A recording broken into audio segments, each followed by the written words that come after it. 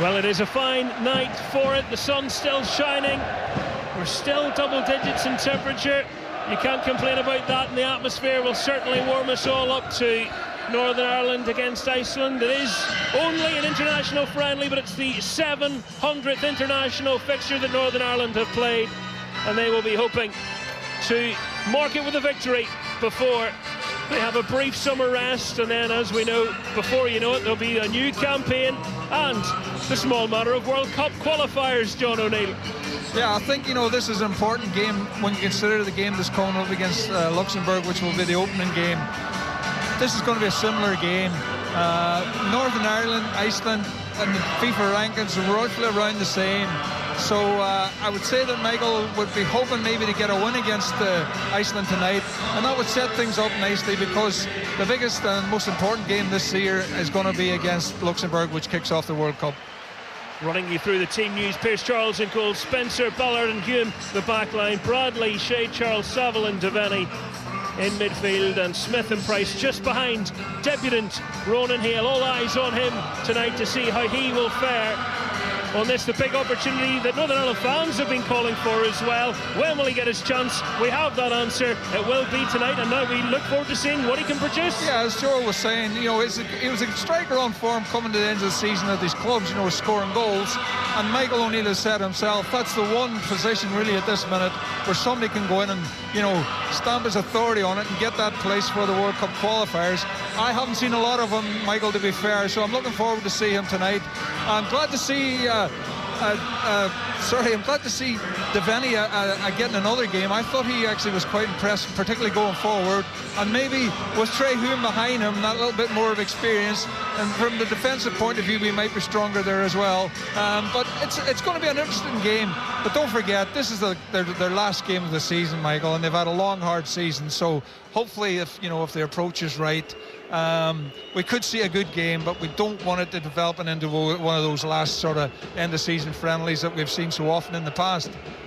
Devaney, who was put into that left wing back role that he's going to play in again tonight, and it was Devaney that set upon the Danish defence and capitalised on a misplaced pass to create what was the opening goal of the game in Copenhagen in that 2-1 defeat. The Iceland team: Valdimarsson in goals, Thomason, Ingesson, Gretarsson and Poulsen the back line, Willemsen, Traustason and Gudmundsson in midfield. Haraldsson, Gudjonsson and Torsteinsson are their attackers.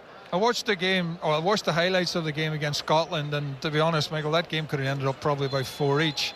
The goals that Scotland gave away were poor, and I can't see us defending that badly tonight. Could be famous last words. We'll see how we go. Northern Ireland playing from right to left, kicking us off.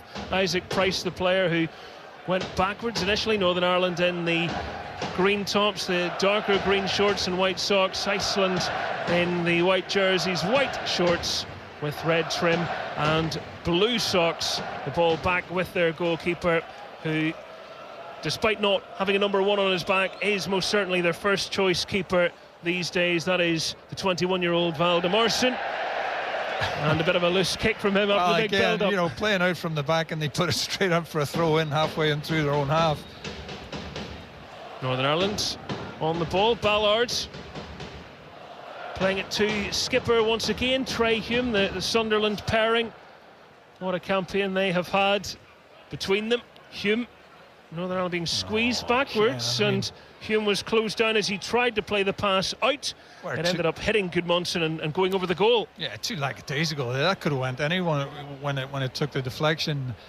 We didn't do a lot of this on Saturday night, Michael. You've probably seen the game yourself. But having said that, we were playing against Denmark, a much better side, much more experienced side than this. And on Saturday night, all the goal kicks like this, we kicked them long, and it'll be interesting to see whether we do the same tonight again. How much of that is the opponent, and how much of it is the player in goals? Well, I think it's probably both. We know Charles is very good with the ball at his feet, but having said that, we would expect maybe to be able to play out a little bit better against this side. Yeah, it was cat and mouse in Copenhagen. Northern Ireland fans hoping, and as well as their manager, from what he was saying in the press conference, to see a bit more on the ball. Yeah. It was sloppy at times, wasn't it? Defensively they played really well. Rode their luck a little bit at times, but when we got the ball and managed to get it off the Danes, we couldn't hold on to it for long enough. Well, possession turned over as Northern Ireland try and work their way through. The pass not quite working out for Hale, but Northern Ireland have the ball, and Smith plays it to the right. There's bodies arriving in the centre, and it was Shea Charles who couldn't just quite figure out his movement as he attempted to head it. It went wide, might have actually gone off his shoulder in the end. Off his shoulder. It was a good cross by Smith on the right-hand side. Charles was there, but it wasn't a lot of pace on the ball, and he didn't get a good enough header on it anyway. I was just chatting to Keith before the game. Saturday night, that was probably as poor performance I've seen from Shea Charles on the night. We expect a lot more of him, and he is a better player than that. But this is the type of game where I think he could shine. We are just approaching 3 minutes in the game. Northern Ireland will be encouraged that they've had an early attempt, even if they weren't able to hit the target. Again, trying to apply pressure as Iceland get the ball near the halfway line, moving it to this near side, and Paulson, a player who was also on the score sheet at the weekend at Hampden Park. Yeah, he had a good header, just round about the penalty spot, but again, I think the keeper flapped at it, and a better keeper might have saved it. Not too well known for his goals. His third for his country. This his 50th cap for Iceland, and he rolls the studs over the ball and plays it back into the centre again, where Williamson will do a little twirl and pass it back to his defender. A steady pace. They're not going breakneck speed just yet, the visitors. That's a shocking ball forward as well. They're just giving it away. They tried to find an angled pass over to the far side, but in the end it was very tame and very easily read by Brodie Spencer. Northern Ireland looking to quickly turn defence into attack, but not able to get the measure of their pass out. Just beyond Price, lovely bit of footwork and a give and go then. Torsteinson finds himself on the ground, but he wasn't fouled. He brought it down in his chest, cushioned off the pass and got the ball back again. Lively from him. He plays for Hertha Berlin in Germany. Both teams not quite settling yet. Ballard trying to bring the ball out from the sky on his knee. Torsteinson has it, right edge of the box. Couple of passes now, Iceland trying to shape to shoot on the edge of the area. Back inside, Torsteinson drilling it across the face of the goal. Dangerous this for Northern Ireland. Smith can dribble it out. He's not being given much room, but he ended up doing a little chop turn inside and flicking it nonchalantly, but back to Iceland, and their shot from distance is charged down, and Ballard didn't get the call from his keeper that he was available behind him.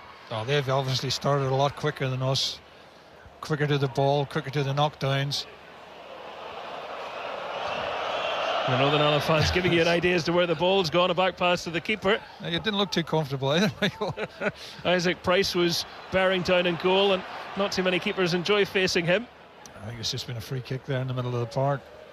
Yep, it was a foul on Traustason. Torsteinson on this right hand side started lively as well. He's probably one you're going to have to watch.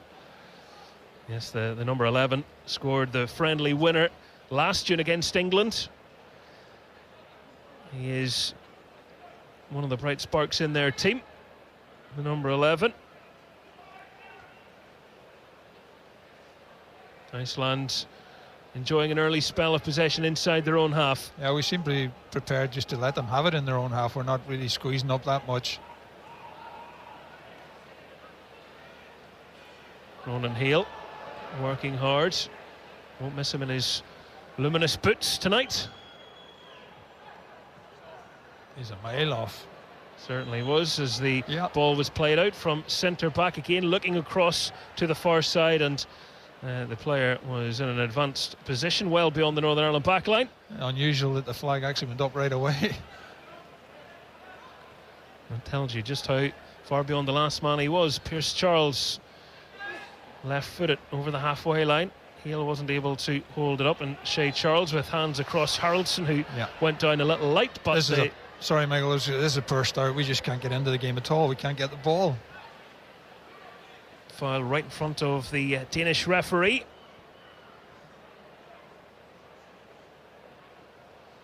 I think there's something wrong with the ball as well. They've just kicked it out of touch.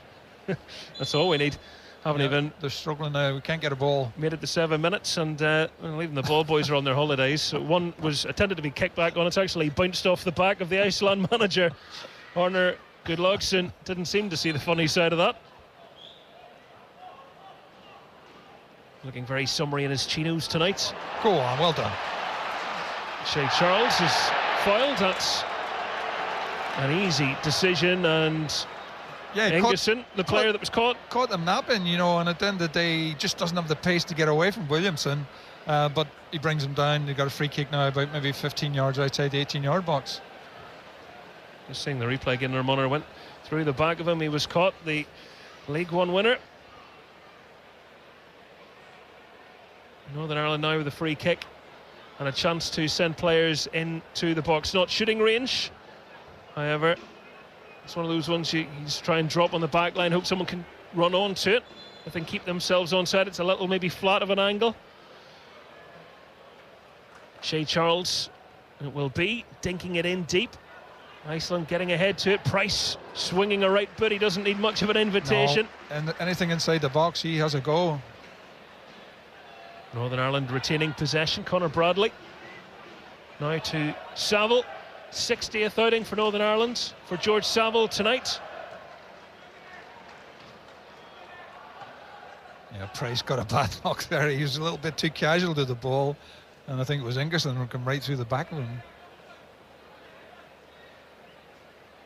Well, for anyone that was wondering whether the players wouldn't take it too seriously, we're getting an early impression of the intensity that's being applied. Lovely little touch on the outside of the boot by Trey Hume, and on this near touchline wasn't the best of passes to him, but able to bring it under control and find Ballard, who right-footed switches play, looking for the run of Devaney, who is much more used to getting up that end than defending. It's a long way he's hit that ball, and to be honest, I think it's just too high and too long in the air for him. Still finding their way into the game. Northern Ireland, 9 minutes played. It's Northern Ireland 0, Iceland 0. Brodie Spencer. They're playing quicker than us. They're closing us down a lot quicker, moving the ball quicker. And we're back to what we were doing on Saturday night. We just keep giving the ball away very cheaply. Part of a back three tonight, Spencer, as well. So a different type of discipline required. Yeah, but I think he's played in there with his club a few times, so I don't think he'll be too sort of worried about that. Iceland pinging the passes back, going back once again to their goalkeeper. Northern Ireland fans making themselves heard, trying to whip up the players. Yeah, well, they're showing nothing to get the crowd going at the minute because we just can't get the ball.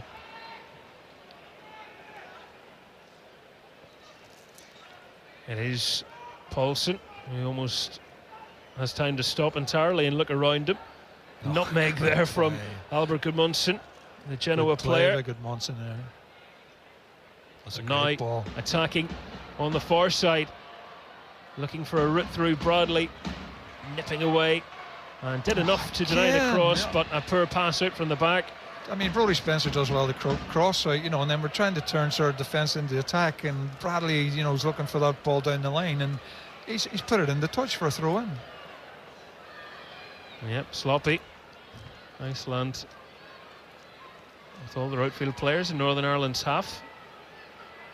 Gudmundsson making the run, which ends up drawing the challenge from Brodie Spencer, and behind in the far corner, across to our right, for a corner for the visitors. Yeah, it's a good run by Gudmundsson from the throw-in. There's nothing really else that was on for them, but it forced us to put it out for a corner. Now we know set pieces is probably their strong point, so we'll have to see how we defend this. There's a couple of big lads in there, Williamson and a big lad. Yeah, a little bit of pushing and shoving going on. It's Isaac Price who won the header, but there's a foul given there. Bradley's on the ground. Referee agrees with him, and Northern Ireland have a free kick. I couldn't see what went on there, but the referee gave it right away. Morton Krogh, the official, quick to spot the infringement. Price, well, he miscontrolled that, but he still managed to cushion it to Shea Charles. Totally miscontrolled it, and it went to Shea Charles. I think he was a little bit unexpecting the ball, and he then got a clatter from, I think it was from Trostosson, yeah. studs slightly showing there as well, weren't there? Clumsy more than anything. Pierce Charles looking to penetrate with the ball through the heart of the midfield. Forced back though was Smith. Smith done well there under pressure. At least, you know, now we've got a little bit of movement, and we've just given it away again. I mean, the number of times we give the ball away under no pressure whatsoever is terrible at the minute. Certainly will need to be improved upon ahead of the World Cup qualifiers. This is the last non-competitive game before that. Saville did well in the moments after to help wrestle the ball back. Might be needed to do that again because it's Trey Hume this time that's ceded possession.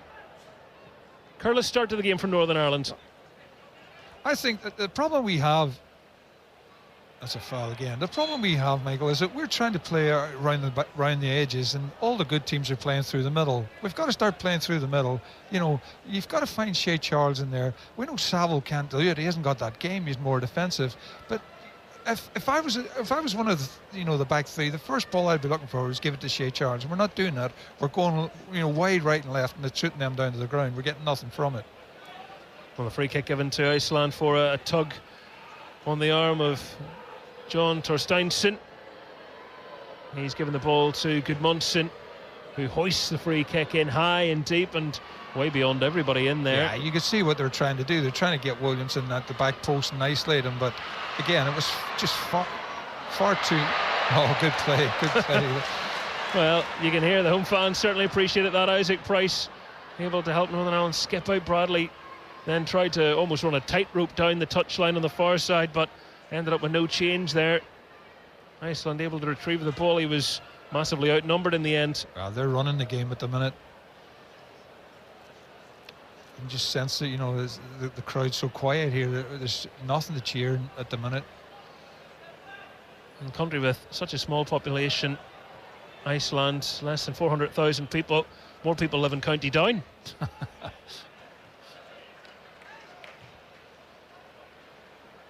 The last decade has been their most successful. When you think of the Euros and then the World Cup in 2018, they're on the attack here. I mean, that's the goalkeeper now passing the ball and giving it away. Everyone's had a turn at losing the ball. Yeah, they have. Spencer holding off the challenge. Yeah, he's had a little tug. He's let him off the hook there because he was going nowhere. He was under pressure. Michael O'Neill won't complain about the odd generous decision. Hume gesturing for a run to be made. Wasn't able to pick out any of his teammates there. Saville. Well, Iceland are full-blooded, I think, in one sense in their tackles. Not that they're being overly robust, but they're throwing themselves at everything. There's physical challenge there, but again, it's a soft one. I mean, as soon as Saville feels the pressure on his back, he goes down, and again, it lets Northern Ireland off the hook. It's a soft free kick. That's the ball you need. You need the ball in there to start playing. He's got to get it more often. I mean, that's a nothing ball. I mean, that's a nothing ball from Trey Hume. Devaney's got no chance there. Northern Ireland guilty of flicking the ball out wide a number of times in the air, and you're trying to bring it down under pressure. You don't have the time to do that. We've got to get the ball into Shea Charles in the feet, and then he's got to try and feed the front three and get us up the park. We can't get out of our own half most of the time. We just keep giving it away.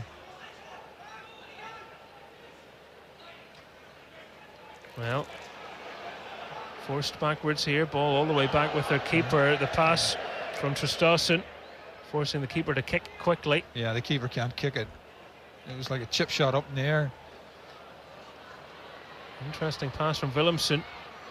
And Spencer has lost the ball. It looked like a foul. Thomason got his pass all wrong, and that was very fortuitous in the end for Northern Ireland. Might have been a pull back on Spencer. The referee didn't give it. And we've just passed the ball into touch again. I mean, it looked like it was a slight tug on Brodie Spencer there as he'd gone into the box, but the referee didn't see it and he let it go.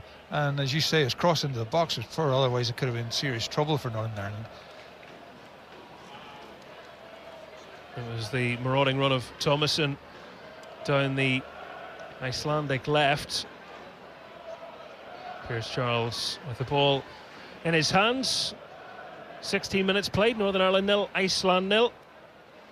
This looks like we look like a team that's had enough, in terms of it's the end of the season, and we look tired at the minute. We just can't raise a gallop, and it's not helping that the fact that we can't string 3 passes together. Well, the Northern Ireland goalie thought about rolling it short, ended up kicking it long instead. Wasn't able to find anybody in green. The ball played forward by Iceland's bobbling, and is kept in by Ballard, who turns and plays it back once more to his keeper. And now to Hume on the left of the back three. Devaney enjoys taking on his man, but gave it away. Scooped pass forward here. Torsteinsson, Haraldsson, Traustason, and now with Paulson. Northern Ireland have the bodies back, though. It's forcing Iceland back, at least not letting them sneak closer towards the goal, but they're certainly tidier in possession. Yeah, I think the difference between here and Saturday night is that we're still giving the ball away as much as we did Saturday night, but on Saturday night we were doing it against the Danish team who could play. They're not in the same league, otherwise I think we could have been in serious trouble. It's a foul. I don't know how he got away with that. He got away with one, and he's got the ball back from Saville. He just couldn't get it under control, and Saville, with his head in his hands, thought there was an opening there. He was unlucky there. He tried to play a 1-2 with Saville, but the ball's just run away from him. But I think actually it was a foul. I'm surprised that the referee didn't blow that up. He just sort of nudged the defender out of the way. Yes, Hale doing what most forwards try to do. Don't always succeed. Devaney. Oh, dear me. Sloppy again, tried to bring the ball down on his chest. Didn't need to do that. Possession back with the visitors, and a bit of a hush falls around Windsor Park, and you can understand why, John. You can understand why. We can't get any sort of period of possession which will put them under any sort of pressure. They are very comfortable at the minute, and it's unusual, for a team, of sort of Iceland's stature, that they can come here and boss the game. But that's exactly what they're doing. Well, it's their manager, and he's very much still the new man in charge. This is just their 4th game under him. The Scotland victory was their first, having lost back-to-back games against Kosovo. I mean, if at all the possession and all the ball, they haven't really threatened 1 or 2 half chances, but it's more concerning about when we get the ball, we're doing nothing. Well, I can't imagine Michael O'Neill's too happy. He's standing just in front of his technical area, almost tempting the 4th official to notice. Michael can't really do anything if the players, with the ball at their feet, keep passing the ball to the opposition or passing into touch. That's out. Nothing wrong with your eyesight, even on the far side of the pitch. It was definitely out. Linesman eventually flagging. I think that's why the crowd were making the point, you noticed, before the line-out. Hume into the feet of Saville, who looks up again, doesn't find anyone that he can really pass to in close proximity, so Northern Ireland squeezed backwards again. Hume. I mean, Hume has absolutely no chance of getting that pass in. They're hopeful balls at the minute from the back for Northern Ireland to be generous about it. Iceland are letting Northern Ireland's defenders get it and then pushing so that they're almost in between the defence and the midfield of Northern Ireland, and Northern Ireland aren't able to break that at the moment. I'm sure if and when we see the possession stats, it'll be Iceland absolutely dominating. Without a doubt, but at the end of the day, they are passing the ball. Well, that's not like one from the goalkeeper. That's just straight through the Brodie Spencer on the edge of his own 18-yard box. Not having the best of nights so far. Well, you see, when our back three get it, I don't think they've any options. Nobody seems to want the ball. And that's maybe why Hume is away off on a run. He finds Devaney to his left. Devaney inside to Hale, and Hale opens his body up, clips it to the right, looking for Bradley, who wasn't able to get to the byline in time. The ball has just gone out of play, and Bradley does quickly react, but only to commit a foul on Haraldsson.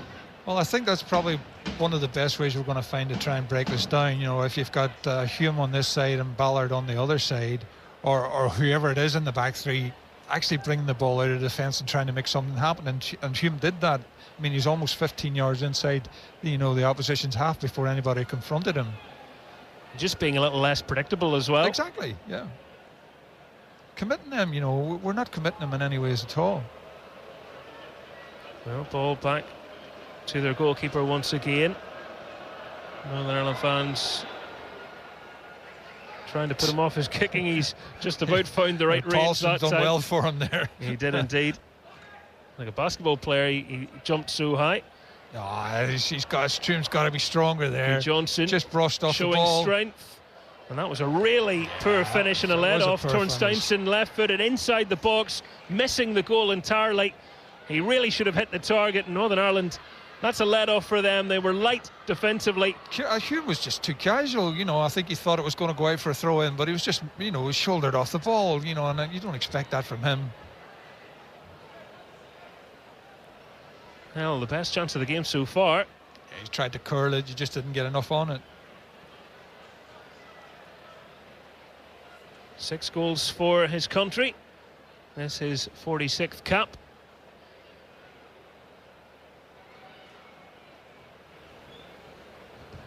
But Northern Ireland lucky that Torsteinson didn't have his shooting boots on in that opportunity.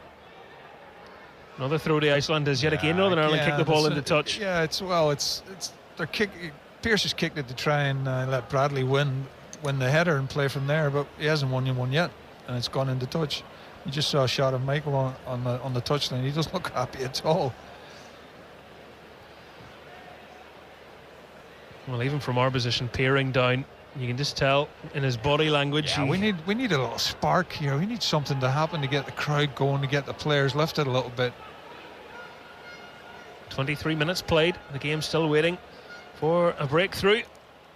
Valdemarson, right-footed, rolls the ball out to Ingesson. Plays his club football at Panathinaikos, and Paulson again looking for the pass inside, and Shea Charles was on top of his man quite quickly there. Johnson's gone to ground. He's lucky there. It was a heavy touch. He'd lost the ball, and unfortunately Charles gone in the back of him, but the ball had gone by that stage. Well, Johnson's played at Windsor Park more recently than Ronan Hale, actually, because he was here just before Christmas, beaten by Larne in the Conference League. Plays his club football in Belgium with Ghent. Famous night for the Irish League and indeed Larne. Tomas Cosgrove, the hero then. Northern Ireland fans will be hoping he has another miserable visit to Belfast tonight, but his team have been certainly the better side thus far. Yeah, they're playing at a much quicker tempo. They're closing us down quicker. We're trying one passes to break down the opposition, and it's not good enough. The passes are poor. They're trying to hit a pass 20 or 30 yards. Yeah, the long ball routine not working once again, and having won it on their left, they now move to their right, and that's the difference. That's the difference. On Saturday night, their winger was going around the back of us and putting great balls into the box. I mean, he's just run that straight into touch. I mean, they got to be annoyed with Torsteinson there. Why he doesn't cross the ball, I don't know. And Keith's sitting beside me, when he stands up in the air, he's saying the same thing. I immediately thought of Keith when I saw what he did, and thought, well, I don't think Keith would have done that. He's gone past the defender, and instead of trying to cross the ball into the box, he runs it in for a goal kick. Struggling to get a hold of the ball at all, Northern Ireland. Yeah, they've got all the possession, but they're doing nothing with it. We can't get any possession, and we're doing absolutely nothing in the game. Frustrating first 25 minutes for Northern Ireland, but still it is scoreless here at Windsor Park. Devaney, Savo did well to stretch and bring it under control. Ballard now on the edge of his area, stepping out and playing the pass. That's the ball you want. That's the ball you want. Nah, he should be going forward. And Shea Charles gets the ball, he's got to look forward, because he can pass the ball. Well, even a few of the members of the crowd went sing as Price slid in for the ball, and luckily mainly I think went through the legs of the defender rather than making any contact with him.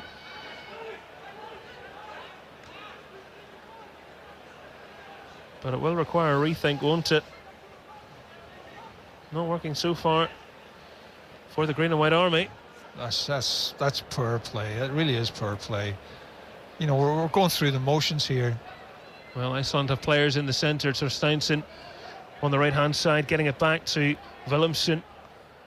Now Paulsen, right-footed, deep delivery in off the head of Thomassen, but straight down, comfortably held in the end by Charles in the Northern Ireland goal. Yeah, Bradley was close enough for him, beside him, that that Thomassen could get any pace on the ball.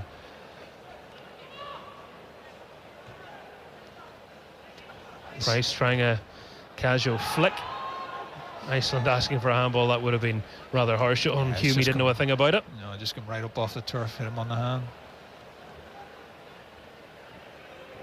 Northern Ireland with the ball on the right hand side, the far side. Again, Smith makes a run trying to get round the back. He's never going to get the ball. He should be coming short off their defenders. I'm not sure what that was about. He's penalised Shea Charles there, but I think it was purely accidental. Well, the referee is wanting a word, and the reaction of it as well, to me, tells you that there wasn't too much in it from Traustason. As soon as the whistle goes, he springs back up. There's nothing wrong with him. I think he's giving him a good lecture here. I'm not sure why.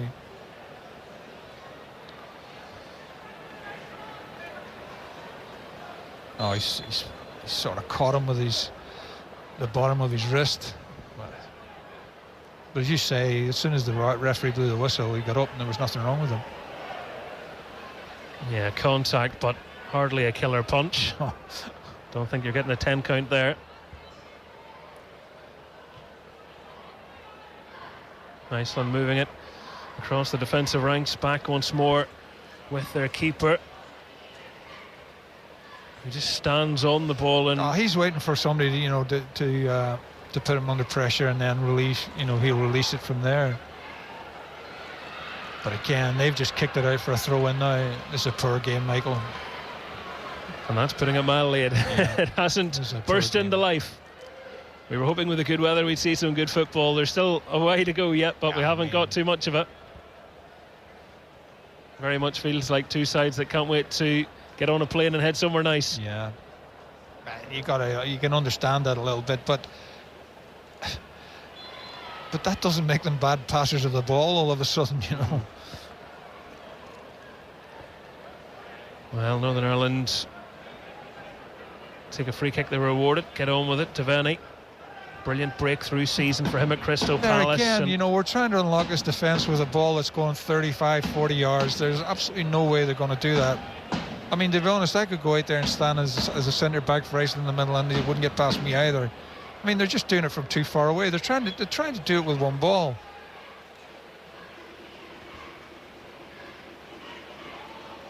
To be fair, you've been to more World Cups than Iceland, so that's a fair comment. Well, the route one pass comes down the middle. Ballard was just making sure he'd assessed that correctly, and he had. Yeah, just the pace of it, and Charles was on the edge of the 18-yard box to pick it up anyway. He's got to go forward. Heel does well. Heel's done very well. Oh my God, he's been almost spared put there out for a touch. But that's what we've got to do. Both times that Trey Hume has got across the halfway line, things start to happen for us. Anytime Northern Ireland get it towards the centre circle, it just seems like they don't believe the pass is on, and they end up going long, and it's not worked out. They need just a little bit more belief in themselves. And you can see players asking for the pass, they're just not getting it. Conor Bradley was centre midfield asking for the pass. Heel, he's done really well there on the left side, finds Price bursting into the box, pulls it back. Bradley spins and tries to get the shot off. He's charged down. Something out of nothing. Good tackle. Heel wins. There we go. His duel. Price, Bradley now on Northern Ireland's left hand side, popping the ball one foot to the other, doing a little step over, winning a corner. That's got the decibels up. Yeah, absolutely. I mean, that's the first time we've got a tackle inside their half. We've won the ball. A great tackle by Hume. Price gets onto it, feeds Bradley on his left hand side. He's trying to go around the defender, and unfortunately the defender's just got a touch to it. Well, whether that was a case of something ordered or whether Conor Bradley just got fed up not getting much of the ball and he decided to go for a little dander, but he certainly was effective. Yeah.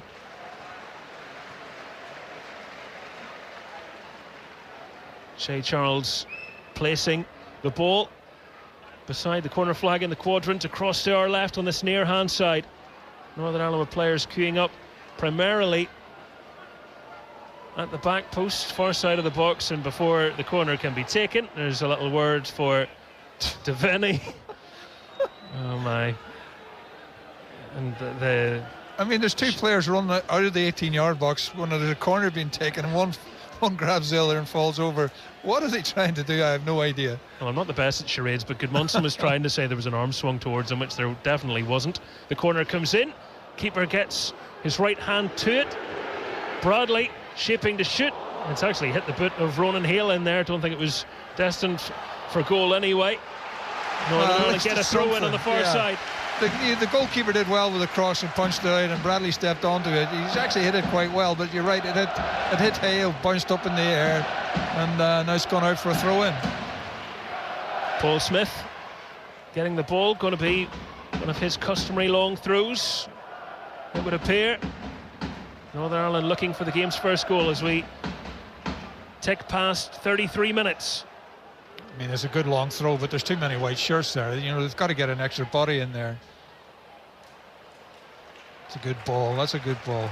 Good ball and good control by Paul Smith, who is felled.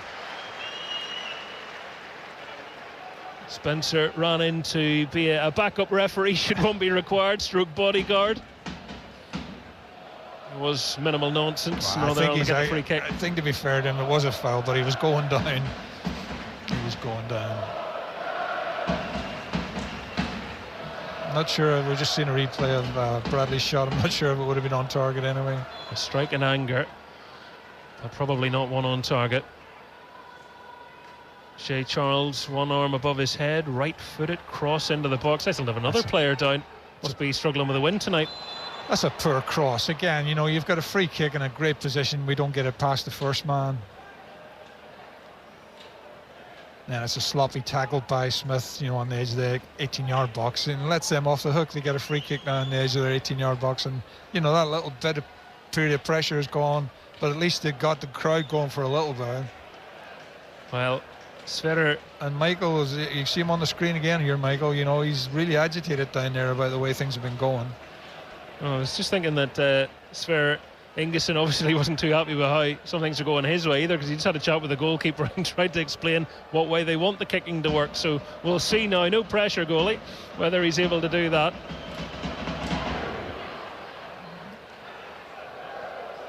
One more central kick, but Ballard wins it in the air. Hale was sandwiched there by 2 Iceland players, and Smith turns and runs and has been deemed to have fouled. Yeah, it's a foul, you know. He's tried to turn him, but at the end of the day, you know. Well, he said no chance. I thought it was a foul. I would have looked for a foul in that occasion.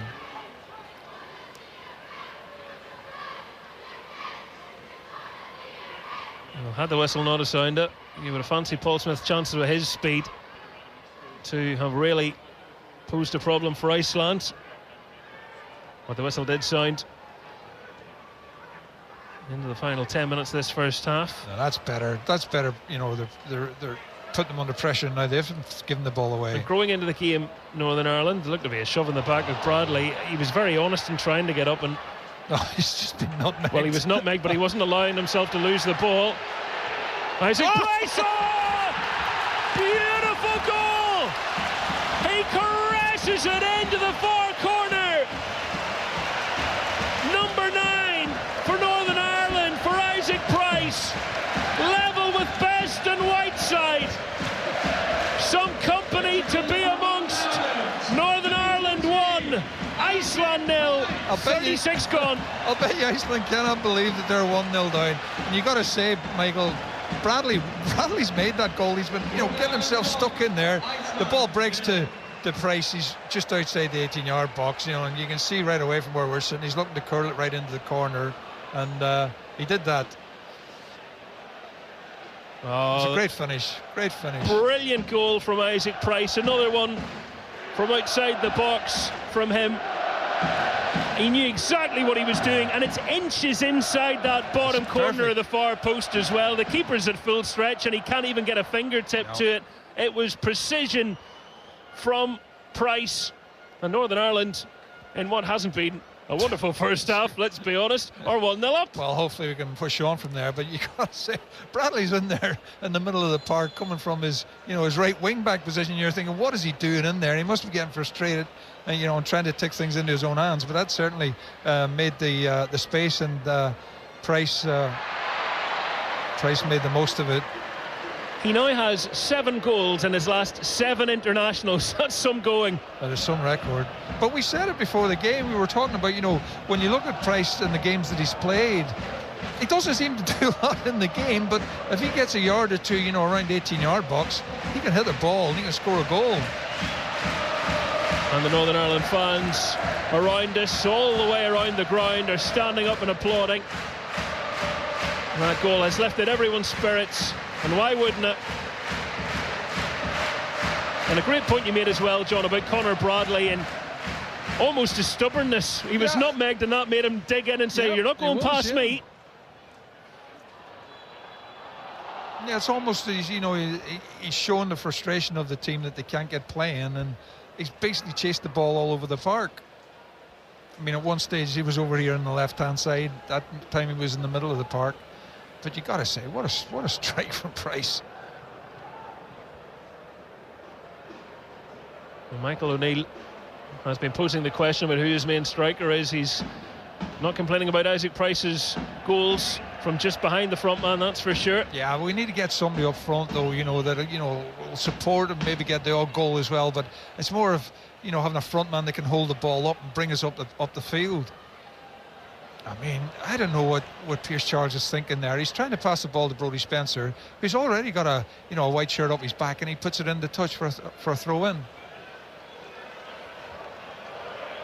He is very quick, almost able to intercept there. Hume, just for a moment I was wondering, did he know where Torsteinsson was? But I think he did. Yeah, I think he read the situation well. Pierce Charles puts Saville under so much pressure. Iceland have the ball back, and the keeper has the ball in his hands, and it was Håkon Haraldsson, the Lille attacker, who got the shot away. Very tame one, but that was no power behind it at all. But I don't know what Pierce Charles is thinking there. I mean, he's trying to pass the ball to Saville. He's only 10 yards outside the 18-yard box, and Williamson is right on his back. I mean, like, he can see everything in front of him. Whether Saville is shown for the ball or not, it doesn't really matter. He sees everything. He should not be giving it to him there. Yeah, that really would have been shooting themselves in the foot, having gone in front 4 minutes ago. Relief all round to see that shot straight at the keeper. Foul on Saville by Williamson, and a yellow card comes out. I think he left his foot there. I think he was a little bit nasty. I think he knew what he was doing. He's kicked him right across the kneecap. Yeah, you have to do well to get booked in a friendly, don't you? Well, again, it's not a bad position here again, Michael. We're about a third inside their half, but we've got to get a decent cross into the box from here. Referee making sure he uses all his vanishing spray out so we can order a new bottle in the close season. Charles staring forwards to see a queue of players in green dotted along the edge of the 18-yard box. Met by the head of Paulson, dropping to Devaney. Plays the pass to Price on the left-hand side. In swinger, right-footed, and the header is behind. Northern Ireland have a corner on the near side. Yeah, the free kick didn't offer as much. They just headed it in, and it was easy for the defence to clear. But when it's come back out to Price, he's put a lovely curl on the ball. And the defenders, having to defend going back to his own goal, and puts it out for a corner. Shay Charles once again on set-piece duty. Northern Ireland searching for a second goal. A few minutes before the break.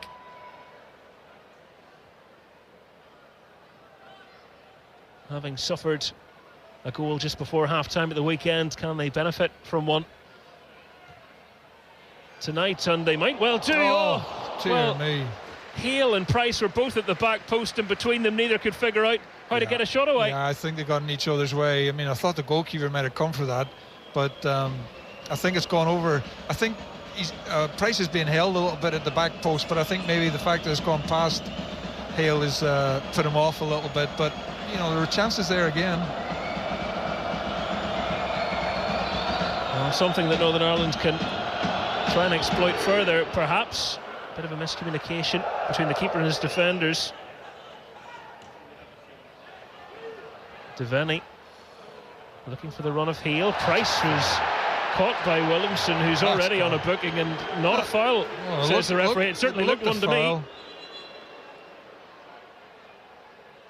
Yeah, it looked a foul from here. Well, he's barreling around like a man that doesn't know he's been booked. No, that's a foul. My God, that is a foul. It's clear as day, and I think it's just.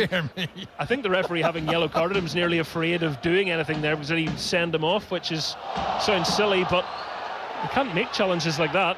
I mean, you still got to give a free kick whether he books him or gives him a second. You know, you're not expecting that, but it's definitely a free kick. Northern Ireland with a throw in. Cross to our left near the corner flag. Saville cushions the ball back to Devaney, and Devaney's offside. He should be more aware than that. As the ball comes back, they've moved up, he hasn't moved at all, and it was an easy decision for the assistant referee to give it offside. Again, sloppy. We've got the ball in a good position. We're right in the final third, and we let them off the hook again. Well, I'm sure Iceland's manager Werner Gunnlaugsson is scratching his head at the moment, wondering how his side are a goal behind, but they are. Northern Ireland trying to up the ante. Shay Charles finding Smith inside Iceland's half. That's a knee in the back of the hamstring. The referee's played an advantage there. Smith was fouled, and Saville, under no pressure whatsoever, just rolls the ball out. Pressure, puts it out for a throw-in. I mean, I can't understand it. I don't know how to explain that. I mean, he's standing, on the halfway line trying to pass the ball 10 yards to Bradley, and he puts it out for a throw-in. Be interesting to be a fly on the wall at the break-in. Yeah, I think Michael will be glad to get them in at half-time, try and sort a few things out here. And as you know, hopefully with the benefit of a one-goal lead as well, which we couldn't see that coming. Iceland had their route through the middle, closed down temporarily, but they've been able to maintain possession. Haraldsson going back and getting the ball again. They're happy to struggle between each other. Yeah, no, I mean, at the end of the day, I don't mind this now. Like, they can keep it as much as they want at the back now. We're 1-0 up. Well, they seem to like to go backwards and then try and play a long ball forward, and all, three attackers run at once, but didn't work for them there. Northern Ireland snuffing out the danger. Charles's turn, and goals to take his time.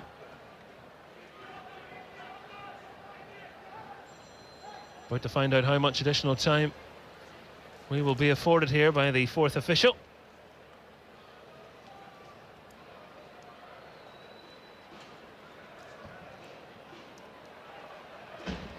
We've tried that all night, and Bradley hasn't got on the end of one yet. Oh, what a stupid free kick. 1 minute at a time. I mean, the ball's going out for a throw-in again from Charles's kick, and Smith is trying to retrieve it, and the defender fouls him, and now we've got a free kick level of the 18-yard box out on the touchline within the last minute of the game. I mean, that's really stupid defending.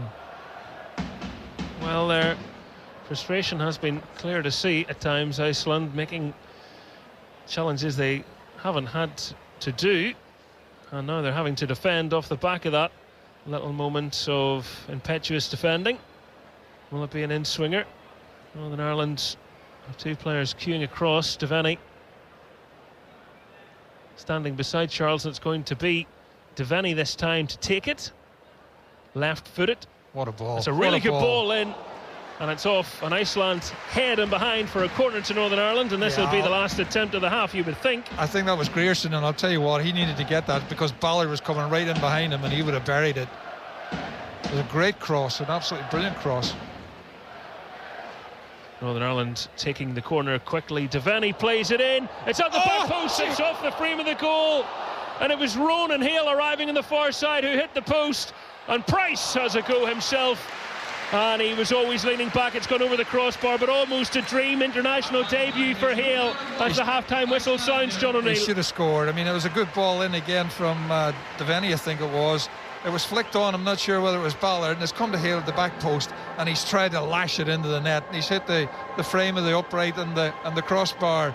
I think he should have scored, and looking back he'll be a little bit disappointed. But they're 1-0 up, at half-time in a game that they've been poor for a lot of the time. If we're not going to be able to play through the midfield and get Charles into the game, then Hume on this left-hand side and Spencer on the right-hand side are going to take responsibility and come forward for the ball, start committing some of the Iceland defenders and midfield players, and then give us space to move. I'm hoping Michael will have a word with them at half-time when we'll come out a lot quicker and a lot sharper. But I think we've got off the hook a little bit going in at 1-0 up. And it was a moment of quality, wasn't it? They made the difference. Yeah, I mean, we've always said it in the past. We've played against teams, who've had quality strikers, and that's been the difference in the team. And for us today, the striker with a bit of quality has been on our side. He's took a great goal, curled it beautifully into the corner, and has given us that 1-0 lead. Well, not for the first time. It is a moment of magic from Isaac Price that has Northern Ireland fans purring. Northern Ireland leading at half-time by 1-0 over Iceland. Going to have to rename him Isaac Priceless. Yet again, he's the man who's got us the goal. Thank goodness. It's a talking point at half-time, isn't it? I don't know what we'd have been talking about if he hadn't scored the goal. Let's take a breather from the football, shall we, in case you've been waiting. It's time now for the BBC News. BBC News NI on Radio Ulster and on BBC Sounds. Good evening, I'm Eve Coleman. A 29-year-old man's been charged in connection with the disorder in Ballymena last night. Charges include riotous behaviour, disorderly behaviour, attempted criminal damage and resisting police. Violence broke out following an earlier peaceful protest over an alleged sexual assault in the town over the weekend. Police say the violence was targeted at minority ethnic communities and 15 police officers were injured. The man is due to appear before Ballymena Magistrates Court tomorrow. Police are also looking into a report of a petrol bomb being thrown at a vehicle in the Tober Park area of Cullibackie last night. Damage was caused to a nearby property with a woman and 2 children inside. No injuries were reported. It's also being treated as a racially motivated hate crime. Austria's Chancellor Christian Stocker has called a deadly shooting at a secondary school in the city of Graz a dark day in his country's history. 11 people were killed. The suspected gunman, a 21-year-old former pupil, is said to have killed himself, and authorities say they believe he acted alone. The UK has imposed sanctions on 2 far-right members of the Israeli government for what it called their repeated incitement of violence against Palestinian communities. The National Security Minister Itamar Ben-Gvir and the Finance Minister Bezalel Smotrich will be banned from travelling to Britain and will have any assets there frozen. Israel condemned the sanctions as outrageous. The UK Foreign Office Minister Hamish Falconer explained why they took the action. Mr Smotrich said, "There is no such thing as a Palestinian nation." Mr Ben-Gvir has spoken of his rights in the West Bank, a territory his government is occupying, as being more important than the rights of millions of Palestinians. Their own words condemn them. Politicians have condemned disruption caused in Strabane today after an ongoing security alert, followed by the discovery of a suspicious device this morning. Our Northwest reporter Kieran Turish reports. The police say that they were called to the scene at Avish Square in Strabane just after 9 o'clock this morning, where they discovered a suspicious device. Now, Army bomb disposal experts spent several hours in the area and removed an object this afternoon. One senior officer said that the PSNI on the ground were working their way through the situation as quickly as possible, and they appreciated the disruption and inconvenience being caused. Stormont's Communities Minister Gordon Lyons has warned that scammers are already targeting pensioners who are hoping to get their winter fuel payments restored. It follows yesterday's confirmation that the payments, which the government stopped last year, will be reinstated for millions of pensioners across the UK. Minister Lyons told the Assembly he's aware of a number of scams in circulation where pensioners are being contacted and asked for their banking details. It's disgraceful that less than 24 hours after this was raised, people are already trying to take advantage of people. That is wrong, and we should do everything that we can to make people aware of the rules, and they do not need to fill out an application form, they do not need to submit any information, they do not need to give bank account details, and I hope that comes across very strongly today. A multi-million-pound fund to help regenerate Londonderry's historic city centre has been approved by Stormont's Communities Minister. The North West Regeneration Fund, worth up to £10 million over the next 5 years, will provide government loans for the regeneration of buildings within the city's walls. The fund will be delivered by Derry's Inner City Trust. Now with the weather, here's Ali Totten. Staying dry this evening with some late sunshine. Skies will remain largely clear overnight at first, though cloud will gradually increase during the early hours. Under the cloud, temperatures will be milder with overnight lows of 9 to 10 degrees. Tomorrow morning brings a cloudy start in the west, while the east should see more sunshine, with it staying dry until late evening. BBC News. Sports Science International Football with Joel Taggart. Yes, welcome back to Windsor Park. The international friendly tonight at half-time, where it's Northern Ireland 1, Iceland 0. Hasn't been a great 45 minutes. One moment of real quality in the game, and it was Isaac Price again. 9th international goal, and he joins George Best, Billy Bingham, Norman Whiteside and Gareth McCauley on 9 international goals. He is the youngest player to reach that landmark at 21 years and 257 days. We watched in Sweden, didn't we, Keith? They have Isak, we have Isaac. And my goodness, thank goodness we do, because he's the man with the scoring boots at the minute, isn't he? He is, and thank goodness, because, you know, we don't know where the goals would come elsewhere, but, you know, it was a really, really poor first half. A typical sort of June friendly, you know, so to speak.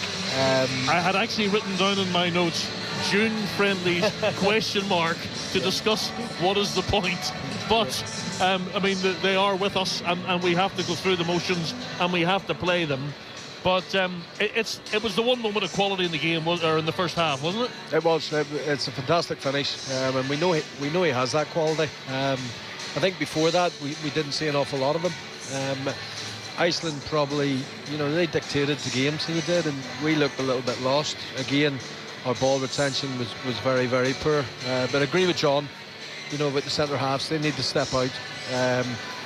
Trey Hume, we know he has good distribution. Not quite sure Brodie Spencer has the same on the other side, but he still needs to step out and find that pass, because a lot of times we're just going long at times, and they're aimless balls, and you feel a little bit sorry for Ronan Hill up there.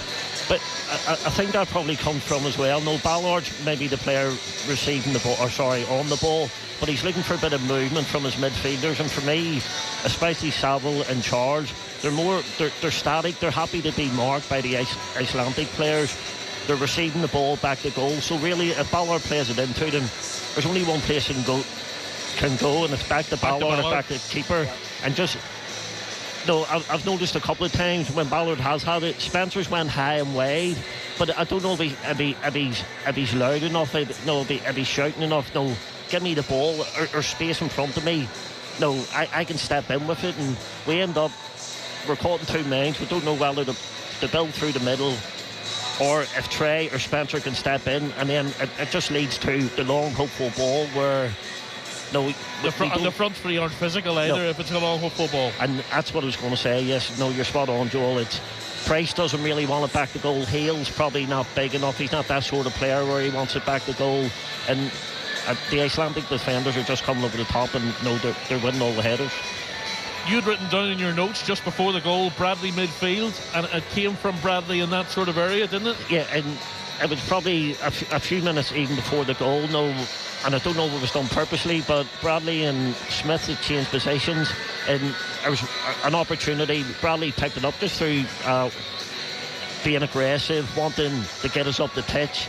He received the ball, he drove into the box, he tried to step over. I think he may have won a corner from it. No, it was just a couple of half chances he created. And it was something different. Yes, and you can tell he was probably getting frustrated by the team, and also he wasn't getting enough of the ball. So he maybe even took it upon himself. He was like, no, I'm going to go into the middle here. Give me the ball. He wants the ball. He's happy to receive it, even when he's marked. No, to drive forward. And I know he didn't make the pass to Price, but it was him who was in and around the ball. He sort of blocked I think it was a midfielder, the defender off, for Saville to receive the ball, to pass to Price, which then ultimately led to a lovely finish from Price. Saville does well for the goal, doesn't he, Keith? Because he stretches in whenever Bradley's been nutmegged. Bradley sees the ball, but Saville, he's the one that ends up making the final pass. And Price has this lovely way of, he just caresses the ball into the corner. It's effortless. Yeah, we had a great view of it. We're right behind it, so we knew as soon as it left his foot it was going right into the corner. But yeah, Saville did well backing up. Connor obviously got nutmegged, but he never gave in and didn't let the player past him, and Saville nipped in, and yeah, it was a great finish. And we probably should be 2 up. Ronan Hale's chance. Yeah, I think he'll be disappointed. He should score. John's right. He should score, and what a debut that would be, because he's worked hard up there. It is tough at times because the 3 lads that you mentioned up there, they aren't sort of that physical, and we know that the Icelandic players are a big, strong physical side, so it can be tough when balls are coming and the centre halves are coming over the top of you and stuff. So he's worked hard, but he'll be getting in there at half time very disappointed. Yeah, he's been bright, hasn't he, George? Yes, he has. He's been lively when the ball's been in the attacking third, and for the first 30 minutes it wasn't too often, but just, even before the opportunity where he hit the bar, I think we had another corner. It was Price and Hale at the back post. They ended up sort of getting in the way of each other, and a wee bit of communication. They'll put a name on it, and one of them's probably popping the ball into the net for another goal. It's the same thing though, Keith, isn't it, that would be concerning? We give the ball away so cheaply, don't we? And a lot of the time in really bad areas. Yeah, and even Pierce Charles, his decision making at times is awful, because John said it in commentary, he's playing balls into... There was one he played into Saville. And Saville hasn't got an option. The only option is the pass that he tried to make, but it was outside your own box. It's a blind pass on the edge of your own 18-yard box when you're facing your own goal, and you end up giving the ball to an Icelandic forward. Exactly. I mean, don't take chances. There's nothing wrong with the old just kick it up the pitch, and fight for the second ball. I think goalkeepers are just obsessed with this now, that they have to play out every single time, but sometimes the right thing to do is launch it up the pitch. It's 60, 70 yards from your goal. They're not going to score from there, whereas if you give it away outside the box, there's a chance that it could end up in your own net. It was funny, I don't have any relatives who live in Liechtenstein, but I found myself shouting at the TV yesterday. The Liechtenstein goalkeeper for the second Scottish goal, he's trying to pass the ball out to centre half or a midfield player on the edge of their own 18-yard box. They're 205th in the world rankings. They're 205th in the world rankings for a reason. Why are they trying to pass the ball out from the goalkeeper through the back four? It is madness. Exactly. I mean, I said it a few years ago, the only person who is laughing at this is Pep Guardiola, who started all this, but he had the players that could do it. If you don't have the personnel, he was managing Liechtenstein. I don't think he would try in that case. Absolutely not. Know your limitations, know your players. You've got world-class players that can do it, but there is this obsession too much, I think, of trying to play out from the back. So they've got themselves in this great position, George. What's the message at half-time? Well, no, I think Michael will be praising him for coming in 1-0 up, whether it was deserved or not, but I'm pretty sure he's going to be, again, the message is, can we look after the ball a little bit better? Can we have more options for the player who has the ball at his feet? Because we have given away too many sloppy passes. I would also say as well, and me and Keith have just touched on it, we've had the ball and the set piece situation, way free kicks 3 or 4 times, and Charles has put in, it was a few poor balls, and we were saying, no, that's maybe an area where you put an in-swinger or a left footer on it, and sure enough, Devaney in the 44th minute, he puts in a fantastic ball, an in-swinger, and great defensive header, took it off Ballard. Yes, and because it would have probably been a certain goal, but yeah, it's playing to your strengths really, and no set plays are certainly one of our strengths if the ball and the quality is right. Ethan Galbraith, I think, is coming on at half time, so trying to see who's gone off. The fourth official has his magical board here. He's going to put the board up. And substitution for Iceland this evening. Coming off, number 21, Ordor. Paul Smith's gone off. What do you think of that then, Keith? He just go and play as one of those 2 number 10s, as we described them? Yeah. And behind the centre forward? Yeah, I mean, Paul Smith, you know, he couldn't really get into the game too much. I think Galbraith will be looking to put the Denmark game behind him, because he had a particularly bad game. But, you know, we know he's got quality, so we want to get him on the ball. Okie doke. Players are all back out. Northern Ireland are leading 1-0. What will the second half throw at us? We shall see. In the company of John O'Neill and Michael Clark. Joel, thank you very much. Yes, Northern Ireland playing left to right in this second half with a goal advantage as well, after Isaac Price's fantastic strike sprung this game into life when it really did need it. There wasn't too much to write home about up until then. Fingers and toes crossed for a brighter final 45. Ethan Galbraith on to help inspire that, perhaps. He is standing and watching as Iceland get us back underway. They have also made one change. Isaac Johannesson has come on for them, and Arnar Trostausen is off. So a change apiece in this game as Price wins his header. Iceland playing the ball back to Grittarson, and on this near side in front of us, surrender possession. Brodie Spencer heading the ball back to Ballard, who was looking for Shea Charles, wasn't able to find him, and now will be hoping to screen the ball, as he does that ever so well, in fact. No, he did well. Did very well. Was jogging towards his own corner flag and then able to turn and beat one man and then find a pass, but Iceland looking out to their right, and Tornsteinsson will run you through the teams in a moment. But Ballard going to Saville, and Northern Ireland with skipper Hume looking forwards and looking for Hale, who hit the frame of the goal just before the break. A chance that would have made it 2-0 had it have gone in. Yeah, that's the first time he's been able to get on a ball. You know, it was a great ball out from Hume, and he was able to control it and make the second pass. But again, we've just given it away. But probably Galbraith on, hopefully, to try and hold the ball up a little bit. We know he can do that. He had a nightmare basically the other night, but he's a better player than that. So I'd like to see him, play the way we know that he can do and get on the ball. Charles and goals for Northern Ireland. Spencer, Ballard and Hume the back line, Bradley and Devaney the wing backs, Shea Charles and George Saville in the heart of midfield, and Galbraith and Price playing behind Hale, and Shea Charles almost pulling the pass through that Isaac Price was hoping for. Yeah, again, as the first ball was up to Hale, who was able to hold it up. We get it back to Charles, who, can make that pass. Unfortunately, just didn't get it past the last defender. But right at the start, that's 2 moves which we never saw at all in the first half. We've started a lot more livelier. Valdemarsson in goals for Iceland, the young Brentford goalie. Tomasen Ingesson, Gretarsson and Paulsen is their defence. Willemsen, Johannesson and Gudmundsson, and then Haraldsson, Andre Johnson and Tornsteinsson. We've pushed up a lot more as well. We're trying to squeeze them in, which I thought we were giving them too much room in the first half. Again, Spencer's done all the hard work. He's forced them back into that corner. He didn't really need to make the tackle. He's going nowhere, and he clatters into the back of Gudmundsson and gives away the free kick. I think George would be proud of one of those slide tackles. No, wasn't bad. Don't think the ankles of the Icelandic player are quite the same at the moment. Well, so I don't think he needs this in this side of the stage of the season. Good Johnson hasn't sprung back up.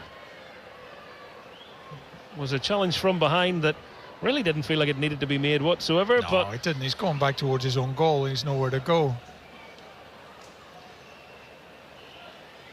He's wincing in pain. So it was awkward the way he went down, whether he's twisted his ankle or his knee, but he definitely looks in a little bit of trouble there. Well, maybe gives you an idea how warm it feels down on the pitch. Never does really up here, but the players running over already for water bottles, they've only just come back onto the pitch, John. Well, at the end of the day, if you get any sort of break at all, it's always good to get fluids into you. And I was chatting to one of the ex-Danish players who played in the team that won the Euros. I think it was in '92, was it? Mm-hmm. And we were basically talking, you know, when we were playing, the water breaks were never heard of. They used to put water in plastic bags and throw them onto the pitch. You picked them up and bit them open. That was it. I'm not saying that that was a better way to play, but that's the way it was. No stopping. No. Well, he's fine, Gudjonsson. I'm not saying he's not in a bit of discomfort, because the trailing leg, I think, was actually what caught him, and his foot went underneath him. Yeah. He's walking up along the touchline and having a little moan to the assistant referee. He just pats him on the back as if to say, right, that's enough. Ready when you are. He's back on the pitch now, so 11 v 11 again. Northern Ireland 1-0 up. Looking to try and get back on the ball. They will do here through Hume. Yeah, and right away he's made that run, you know, across the halfway line. Oh, Ken. Devaney tried to play what was a blind pass, and Ronan Hale's work ethic. Yeah, well done. You know, it was a poor ball. Was going straight through to the keeper, you know, but he's put him under pressure and he's forced him to kick right for a throw in. Yeah, really good from the forward, because it wasn't a pass intended for him at all. No, it wasn't, no. Ended up dropping into no man's land, and but for Hale's run, that would have been, as you say, very straightforward for the keeper. Pierce Charles retreating, thought about a right footed ball up the pitch, instead went short with his left foot. Bradley having to be careful. Spencer lifting it towards Galbraith. I don't understand that, Michael. We've got to throw in 10 yards inside their half. We end up going backwards and we end up giving them a throw in, you know, 10 yards inside our half. Can we not play forward? Ballard, so he hasn't put enough on that. I'll tell you, he was lucky. Hume just kicked it as hard as he could and was happy to see it ricochet off. Yeah, he left it short for Hume, and you know, he was stretching, just tried to get a foot on it, hit it against the Gudjonsson has gone out for a throw in over by the corner flag on the far side. Again, you know, it's sloppy play, trying to play out from the back when I don't think we really need to. No. Saw Trey Hume make that run with more success just a moment ago, and obviously wanted to replicate it, and then when he realised he'd nowhere to go, hit the panic button. Hume, one of a number of Northern Ireland players who were cleaning up at the club awards, club and players player of the year at Sunderland. This is 9th start in his last 10 for Northern Ireland. Still only 22. Yeah, he's really come on, you know, every game. I think he's enjoying it. He's getting more experience, and you know, he's become one of our stalwarts, and you'd think really that, you know, him, Ballard and McNair, when he comes back, that's going to be the three that are going to be hopefully starting every World Cup game.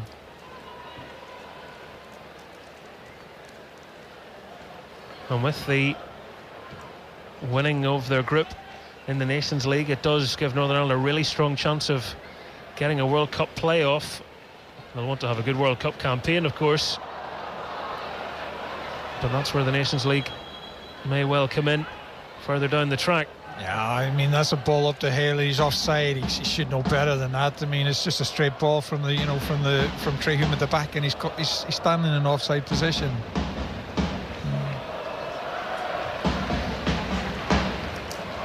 Well, in the 8 games that Northern Ireland have won since Michael O'Neill's return, they haven't conceded a goal, so clean sheet's the way to go, of course, and they have a goal to protect, but how they'd love to find another one. It's the opposing keeper with the ball at his feet for the time being, as we edge towards 53 minutes on the clock. Ball's kicked from one number 2 to another, hit the face of Bradley. That's brilliant play by Bradley again. You know, he times his tackle, and he doesn't do what Brodie Spencer did. You know, he doesn't clatter into the back of the defender, and they end up winning the throw in. Well, the Premier League winner, Conor Bradley, Northern Ireland's first since Johnny Evans, who was honoured before the game, as was Stephen Davis, for their international and club contributions to stellar careers. Bradley's going to take a throw in here, down to our right hand side, a few yards away from the corner flag. He's just edging further away from it as he places his throw into Spencer, who's able to find the pass. It's working in tight quarters. Brilliant. Spencer, good ball in. Price at the back post has got to attack that. Spencer's done brilliantly, and Price just stays there, doesn't make a run, and he tries a fancy back heel, and that's there for throw in. But you're talking about Steve Davis and Johnny Evans, and I remember back in myself and Joel, we sat and talked about it. Time we saw Steve Davis making his debut against Canada, we ended up getting beat 1-0, and they ended up with 10 men, and he was a bright spark, and you knew right away this guy's going to be a player. And you said it again about Johnny Evans as well. There's just something about them, and Bradley's another one of those. Definitely going to be brilliant players, not only for the clubs but for Northern Ireland as well. And there can't be too many better debuts to have made than Johnny Evans. What a game to be involved in. Well, I've said it, just talking about football, a lot of people talk about, Van Dijk being one of the best centre-halves in the world, and certainly in the Premiership, and I would agree with that. But the difference I saw between Van Dijk and Evans is Van Dijk reacts, and he's got the pace and the strength and wanted to do that. Johnny Evans always saw it before it happened, and, and a lot of the times that goes unnoticed. And certainly in the Euros in 2016, he come up against some great players, and he had Lewandowski in his back pocket, and that's the measure of Johnny Evans. Well, Northern Ireland hoping to have another Gareth McCauley of sorts in here, because they need someone to maybe plant ahead on the ball as they ready a free kick on the far side, parallel with the edge of the box. It has been flicked on, it almost went in. It was Ethan Galbraith. He was running away from goal, but he helped it towards the bottom corner and so nearly made it 2-0. I don't know whether that took two deflections. I'm not sure if it came off Goodmonson first and then Galbraith got a head on it, and that could have crept in at the back post. No, it just went straight across him. He's unlucky. Far from a straightforward header. He's a great header. Done so well to direct that back towards the cross post as well. A back pass. Hale has it, the keeper smothered it, Hale's got it across goal, and Price couldn't connect with it. It had just too much on it from Hale. I'm not certain he wasn't actually just trying to shoot the second time around, but it didn't come off in the end. It stays 1-0. It was a terrible back pass, and Hale gets on it, but his first touch is awful. Michael, it takes a chance away from him, gives the goalkeeper a chance to get down, and as he sort of pushed it away from him, you're right, I think he tried to swing it and curl it back into the goal, and I think it was at the Price on the far side just couldn't get on the end of it. But that's probably the best chance to get of the game. Well, two opportunities in quick succession for Northern Ireland. They'll hope that they keep coming. Hale gives the ball away that time, as Iceland, who bossed the ball in the first half, have had to do without it for the last little while. But Haraldson trying to get in behind here. He's gone down. The referee's sending off Brodie Spencer. I don't understand that at all. I think the only thing I can think of is that he thinks this is a goal-scoring opportunity. Spencer did foul him. I thought it was a free kick, so he must think it's a goal-scoring opportunity. But I think it's really harsh. Well, the Northern Ireland players are pleading their case. There's not going to be any VAR tonight, so we're not going to be looking back in this. Well, yeah, I think he sent him off considering it's a goal-scoring opportunity, but I think it's Ballard. Ballard's there as well, so I think that's a strange decision. And Ballard is in the inside. Haraldson is on the left side of the penalty area. Ballard, whether he'd be quick enough to get there. Was he booked before? No, it was a straight red. Straight red card. They've said denying an obvious goal-scoring opportunity, and they've sent him off. And the Northern Ireland fans are making their voices heard on this international friendly. I think it's a poor decision. We've seen a red card, and the job becomes harder for Michael O'Neill's men if they want to end the campaign. Yeah. This year he's on going to have to make some sort of adjustment here now.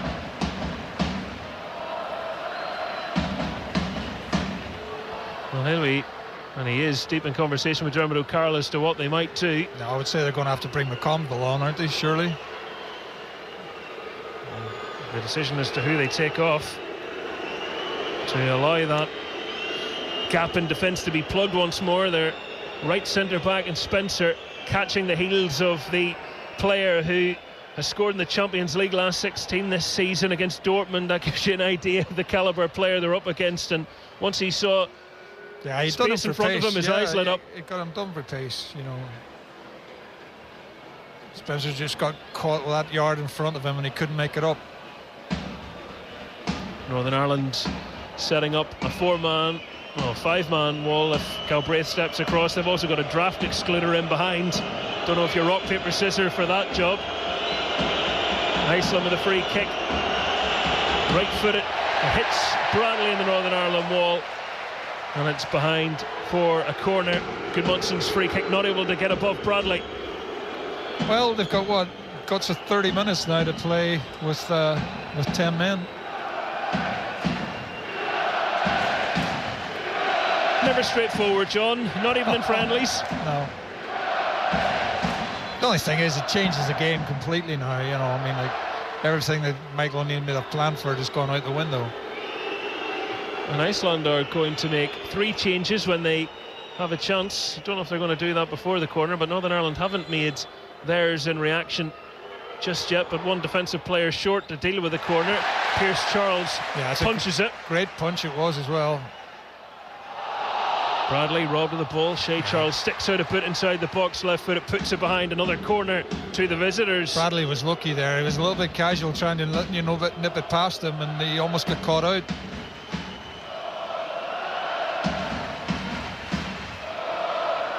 And Michael O'Neill has sent a couple of players out to warm up. Iceland left-footed delivery, swing the corner in. Isaac Price it was that heads it away. Great header. Backs against the wall stuff for the time being. Saville that time, another great header. Saville gets out. I think we know who the pantomime villain's going to be for the rest of the night. That's Haraldson. I won't need to tell you his name. You'll just hear the sounds. Iceland have a player down in the box holding the back of their head, and the referee has spotted that and has stopped play. I didn't see what happened there at all, Michael. I'm not sure. No, it's Ingesson of Panathinaikos who is down. I was following the ball, so I didn't see what happened to him either. The 3 players that are getting ready to come on are Mikael Andersson, Torir Helgeson. It's nothing. I mean, we've just saw it on there. I mean, like they've bumped into each other. It was almost like a shoulder to shoulder. Players not get embarrassed. I mean, if my kid was watching that on TV and he saw me doing that, I'd be embarrassed. He'll be even more embarrassed when he realises there's no VAR and it actually counts for nothing. Clinson's the third man who's at the moment just taking on refreshments, waiting for the change to be made. I mean, they've had a long stoppage here. It feels like a good time to do it, but they haven't got their bits of paper ready, I suspect. No, probably not. And still the conversation on the edge of the technical area between Michael O'Neill and Dermot O'Carroll continues as to what to do. I think Shea Charles, for the moment, could well just slot into that role, but whether that is what they persist with, we shall see. So I've told you the 3 that are coming on. Thorsteinsson is the first to make way. Williamson is also heading off, as is Gretarsson. So they're freshening things up at this moment in time as we head towards the 62nd minute. Honor Gunnlaugsson, former Leicester City player himself, won the League Cup back in 2000 with Messrs Jerry Taggart and Neil Lennon. Quiet company he kept. Yeah, he did, didn't he?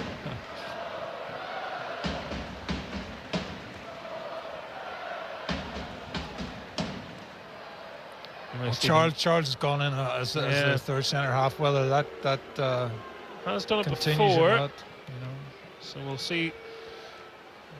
Ronan Hale's lonely furrow becomes lonelier. Yeah. Iceland on the ball. Northern Ireland leading ever since Isaac Price's wonderful goal after 36 minutes. An uneventful first half. Oh, he's done Bradley. That was a great bit of skill shown by the substitute Clinson,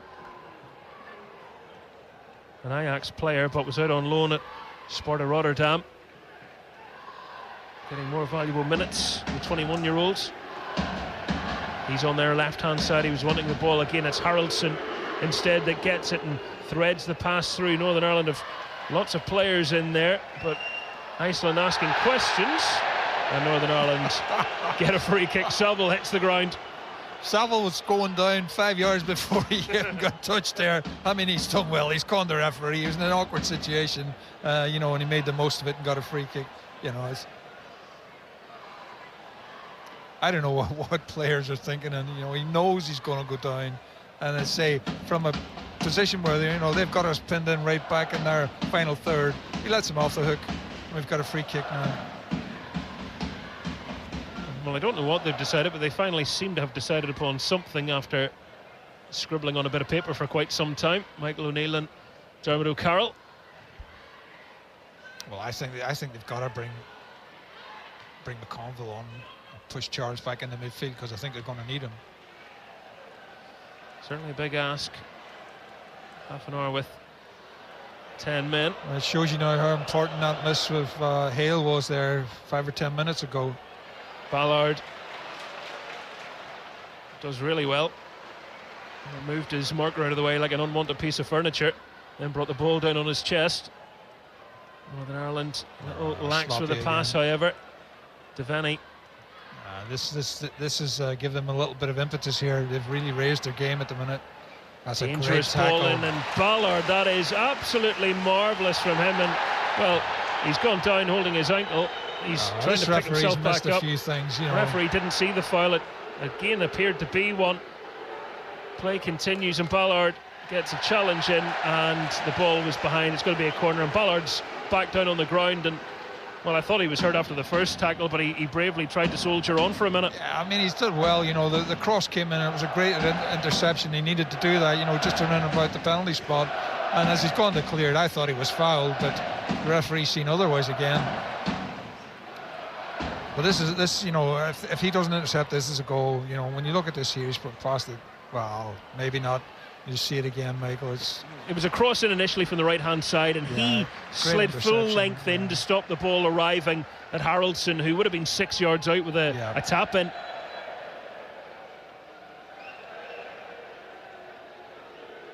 Well, Flintson's in a bit of a mood there. He went and retrieved the ball and kicked it across for their corner. Northern Ireland fans are winding him up a little bit.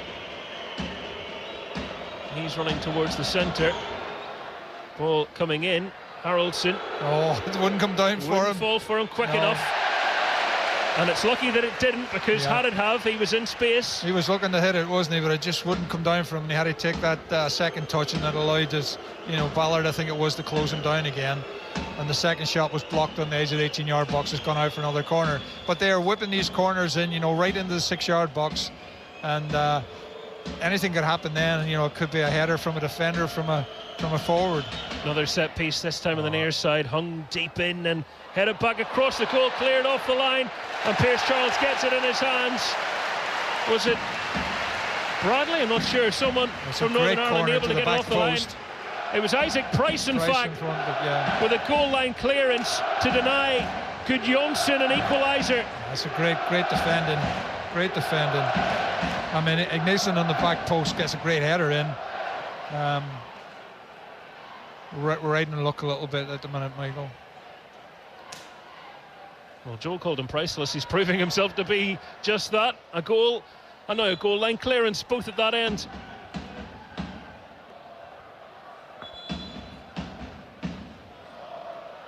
Northern Ireland are going to make another couple of changes now as McConville comes on, and Lee Bonus does as well, and the players coming off are Ronan Hale, who gets a round of applause as his international debut comes to an end, and George Saville is the other player to head off. Yeah, I fancied them to bring Saville off, and obviously McConville coming in will push Charles back into midfield again. So Lee Bonus. Well, we talked about this before the game. We know what he's like. He's a presence up there. He'll make himself felt up there, and I think their back three, back four will know they're in the game now. Well, that forward role still very much an open audition.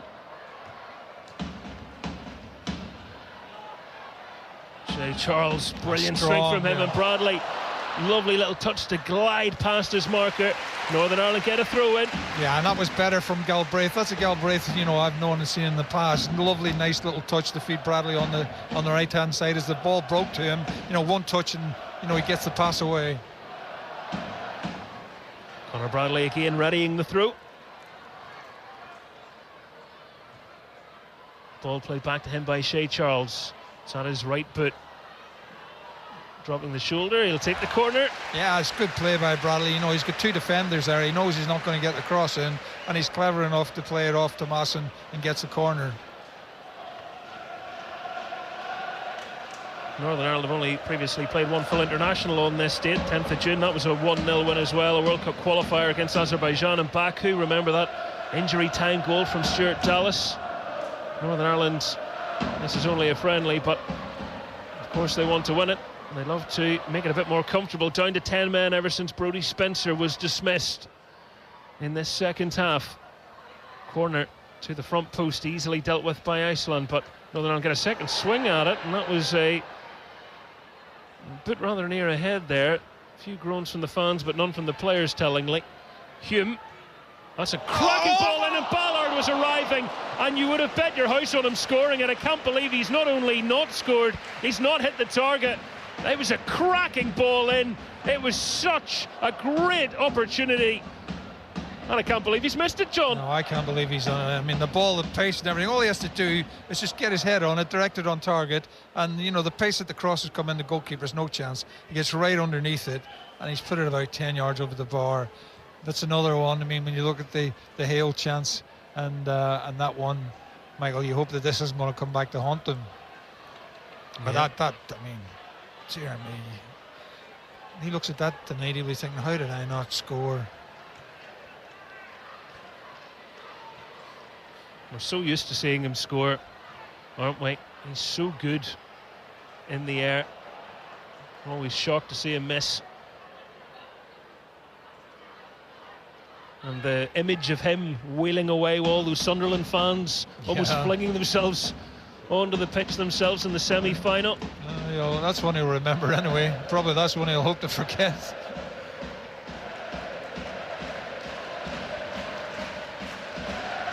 So Northern Ireland a goal to the good with around 19 minutes left to play of normal time. Yeah, they're going to be tested now. They're going to have to stick at it, which makes it interesting. Oh, that's great play. Johannesson got the ball out wide. It was Anderson with a bit of trickery on their right, and he's had the ball taken off of him. And Price. It's good play by Price. Devaney got himself into a little bit of problem over there, and again, we were talking before the game. I think he's more like almost like a left winger defensively. I'm not sure about Devaney going forward. His control and his pace on the ball. He's comfortable. It's a different player, and he really needed Price to help him out there. And he's having a tremendous game, I have to say. He scored a great goal, and he's putting in a lot of hard work now. So Hume, halfway inside his own half, on the far side, takes a throw in for Northern Ireland. Ball slipping under the boot of Haraldson. 20 minutes, I think now we may go. It's going to be a tough 20 minutes for them. This is where with 10 men, at this end of the season as well. That's why they could have been doing with the comfort of a second goal. Saver Magnusson is going to come on in a moment. The attacker is Iceland pull the ball back behind their two players that they had running into the box. Yeah, everybody run past that, unfortunately for Northern Ireland. The sending-off's giving them a little bit of momentum. They're starting to play a lot quicker than they had been doing. And it's a great pass, another great pass. They work it inside and they shoot it just wide. The chance arriving at the boot of Christian Hlinson, right of goal. Yeah, it's a great move. Two passes, he really should have hit the target.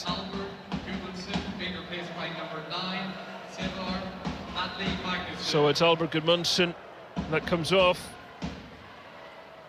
One attacking player for another. Magnusson plays his football in Denmark. Not for much longer, however. His side Lyngby suffered relegation. He's already agreed a move to Norway, and Brann, this is his 6th cap for his country.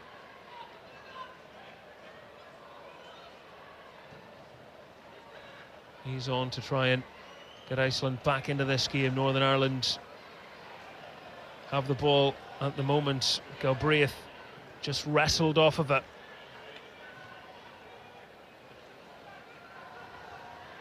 Well, it's whether Northern Ireland can afford to be completely defensive or whether they do still have to try and ask questions. I think they'll try and make the break when it's on, but they're certainly going to have to do a fair share of defending.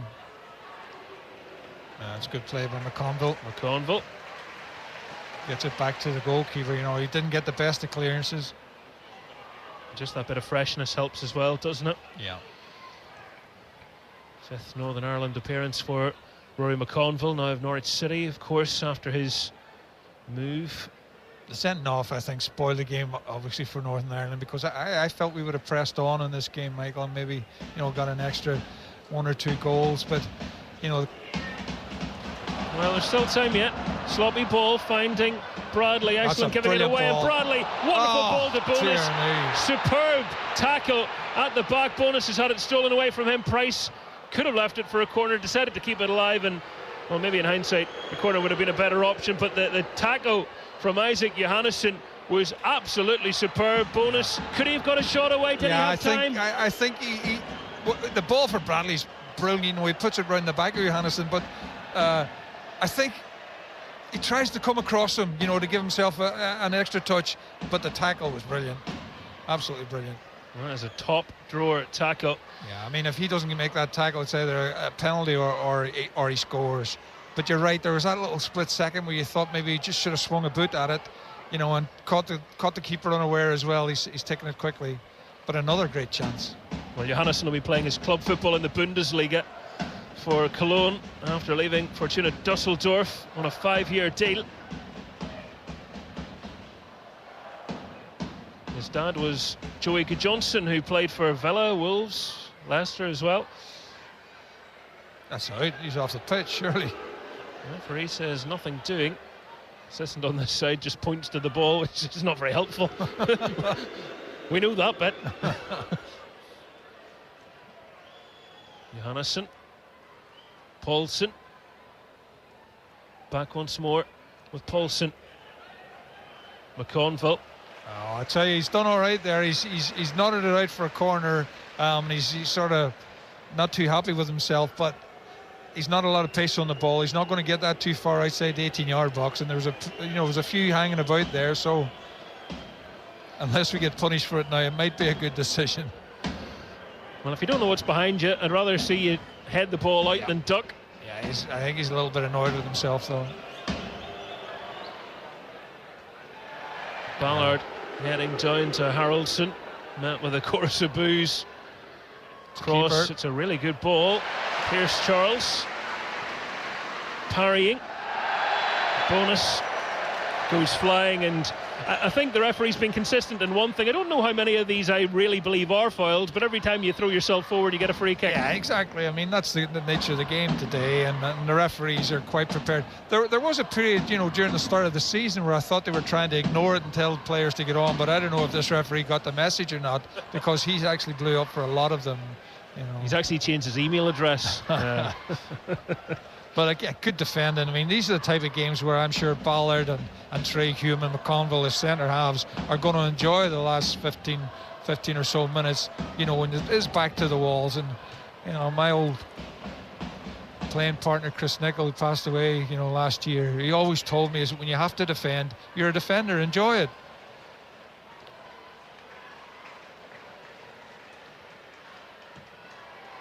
Charles, the Northern Ireland keeper. Unlucky Galbraith, he was unlucky there. Bradley trying to flick it with his studs as he was being held. McConville to Shea Charles. Oh, that's good play. That's better from Northern Ireland, expressing themselves on the ball and doing it with 10 men as well. Devaney stepping inside now to Shea Charles.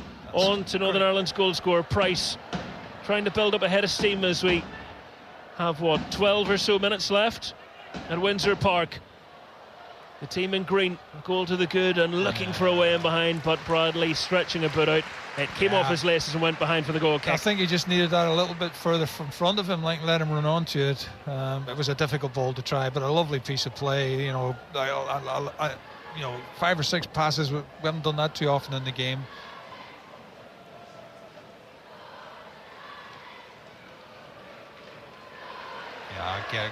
He's great play originally by Hume, but then he was lazy. You know, he took too much time and has lost it again. Iceland, with all their outfield players in Northern Ireland's half, ball on their left-hand side, our near side. As we peer down, Northern Ireland fans again rise to their feet in appreciation for the effort of their players.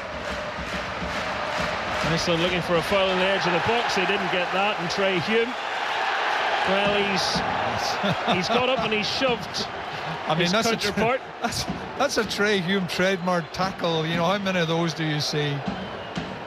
And then he just got a little reaction from it was Anderson, wasn't it? From Anderson. But again, it's pushing and shoving. Like, I don't know why they bother, why they get involved. He's done brilliantly, and he's it's great tackle. I mean, it's a fair tackle, like, and Anderson shoves him and then he shoves him back, and all they do about nothing. Yeah, children, wag of the finger. It's a throw-in at the end of the day.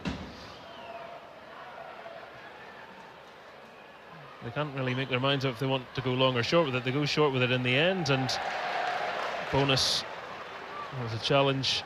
It's a foul throw as well. Did they give them any more? They just let them away, don't they? I don't think you know what it is anymore. It's one of my father's bugbears. Anytime I watch a game with my dad, I count up the foul throws. Iceland haven't generated, and I don't want to tempt fate, as many chances as what one might have thought they could have done, playing against 10 men, but maybe that's to Northern Ireland's credit as well. They've been throwing balls into the box, but we've been defending them. You know, the 3 guys at the back have been heading everything out. And any ones that they tried threaded through, you know, they've been good at interceptions as well. Ingerson angling his ball right to left to Clinton, who's being booed by mistake because he has similar blonde hair. It's the wrong one. Don't think they twigged. Johannesson, that's a deep ball in, and Pierce Charles has done that well tonight. Well, he's got to take that. I mean, that ball's too long in the air. There's no pace on it, and it's just asking for the goalkeeper to come and pick it up. I mean, as a centre back, if he doesn't come and get that, you're going to have a word with him, I have to say.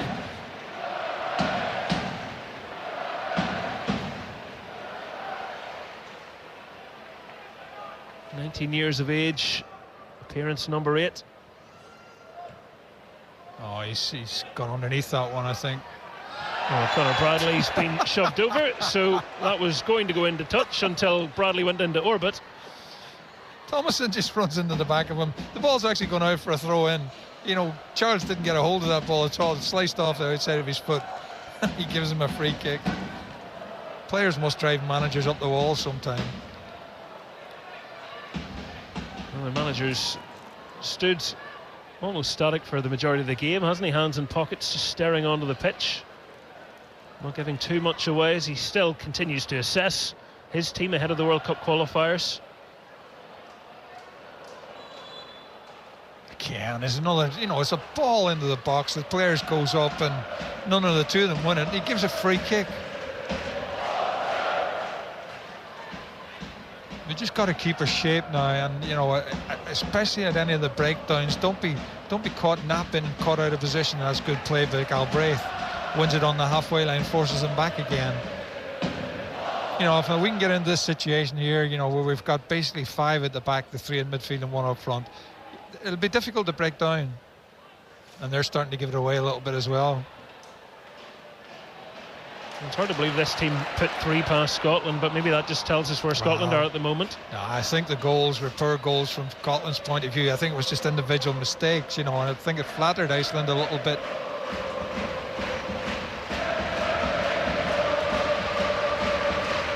Northern Ireland do still have work to do before they can call this a victory. Yeah, good play by McConville. He's not trying anything clever, just puts it out for a throw in, gets himself set again and prepared to defend when the next one comes in. You could try and be clever there, you know, try and get it up the field and cause yourselves all sorts of problems. 83 gone, Northern Ireland 1-0 up. This is where the players have got to rely on each other, you know, and they've got to be constantly talking because they know they're a man short. Great play by Bradley again. Conor Bradley, and that is a really bad tackle from Haraldson. It's not even a tackle, he's just kicked him. He has to go off. And the referee gives a yellow card to Haraldson. That's nonsense. Who just blatantly kicked Conor Bradley. If he punches him, he's off. So why is he not off when he just blatantly kicks him? Referee's had a nightmare. Well, it's just a stupid thing for a fellow professional to do to someone, especially in a game which is a friendly game, you know, and season's finished. Thankfully Bradley's back on his feet, but well, in the old days, you know, I think he'd be looking over his shoulder, but I'm not so sure you can get away with it anymore. Because that was terrible. Yeah, you don't like to see that. And by contrast, you know, Spencer goes off for just about clipping somebody. Yeah. But that was down to what they perceive to be denying a goal scoring opportunity. Well, anyway,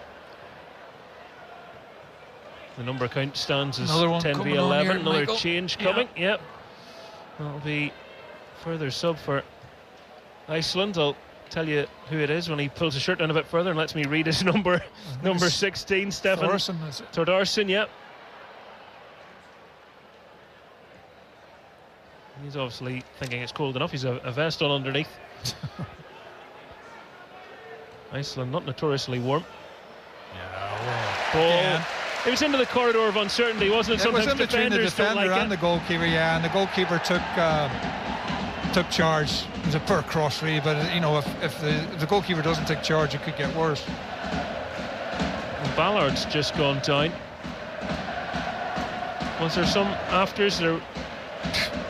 Well, I mean, he was nudged, but I don't think he needed to do that. At the day, you know, stay down as long as you want now. You know, just waste time. You know, I mean, it's stupid, absolutely stupid.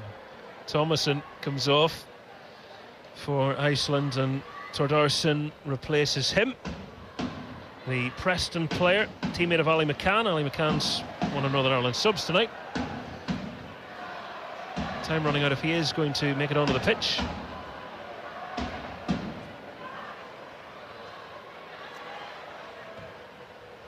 Shay Charles finds her on a Bradley. Drags the ball once, twice, and skips and shimmies around with it. Shay Charles to Galbraith. And Bradley, he's unlucky. Tried to find Galbraith, but yep, too much on it. Went behind his teammate. Gives the ball back to the visitors. But then they've had enough time basically to get back into that shape again. That's the problem for them, Michael. If they give the ball away, you know, when they're trying to push forward and they break quickly, the game's been slowed down again now. So again, we're in that nice shape which allows us to defend.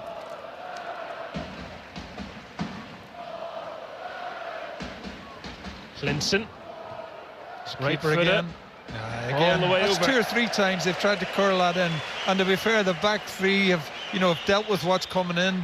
That time, Pierce Charles was happy enough to let it just go out for a goal kick and waste a few more valuable seconds.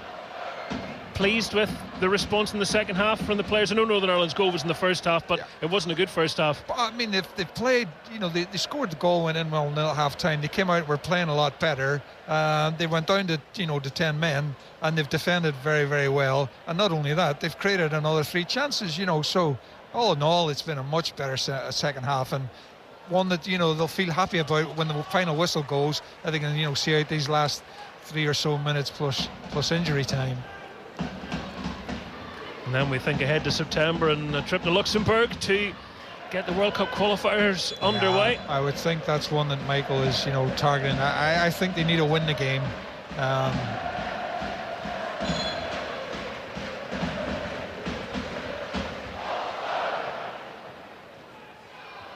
Throw in taken by Northern Ireland was towards Lee Bonus. Couldn't quite get the ball there that time. The Addos and Haig forwards. Iceland with a throw in now, which McConville is able to head. Shea Charles, the latest to take a tumble. He's got a free kick. Again, another simple push in the back after the ball's gone, and we'll take all that all night now. Just breaking the game up as much as we can. It's been surprisingly petulant from Iceland at times, just little shoves and niggles. You know, again, as you said, Michael, it's a friendly game. It's the last game of the season for all of these players who are going on holidays tomorrow. Why would they get so annoyed about that? And the free kick is headed away. Northern Ireland are going to make what could potentially be a final change as this is Brad where Lyons is getting ready. Just going to say, this is where it gets dangerous, because we've all gone up for the free kick and it hasn't come, and now we're backtracking and trying to get ourselves back in position again. And thankfully, Iceland haven't been able to attack quickly enough, and I think we've got back into that strong shape again. Terry Devlin has picked himself up off the bench as well. So Northern Ireland with 2 subs. Yeah, I think this ready. is just to break the game up, Michael, and see it out, hopefully. Freshen up the personnel. 2 players capable of putting in the challenges, winning the ball back. Lee Bonus nearly won the ball just towards the halfway line there. It was a moment of lack of concentration, perhaps, from the Icelandic defender. Paulson pinging it into Northern Ireland's penalty area. Oh dear me, that is shocking has again. Been poleaxed, and that's foul most certainly. 4 minutes signalled, and we're into those now, and Northern Ireland are going to make the change. First to make way is their goal scorer Isaac Price, and you'll hear a big reception for him as he makes his way towards the fans. Brad Lyons on for him, and Conor Bradley is also going to head off to give Terry Devlin a run out in these closing minutes. And as the change is being made, we're getting a replay on our monitor of what could well be the game-winning goal, and that's a great goal. A fine finish. Yeah. He's had a good game. He's defended well when he needed to be. He scored a great hook goal, and he'll be delighted with that performance. And Bradley does, what we know Bradley can do. I'm sure he's glad to be finished for the season now. That's a great crowd, isn't it, for such a friendly. After a couple of friendly defeats, back to winning ways before a summer break. Just what the manager ordered, if that is to be the case. Shea Charles, halfway inside his opponent's half, getting the ball to defend. He's taking a deflection, and Galbraith, he just couldn't quite calibrate himself. It seemed to hang in the air. Yeah, I think the deflection. He was offside anyway. Yeah, it just wouldn't come down. It was too long in the air, and he couldn't get right underneath it. Oh, I'm not sure about that. We're just watching the replay. He might have been onside, but he was right underneath it, and couldn't get any power in the header any direction.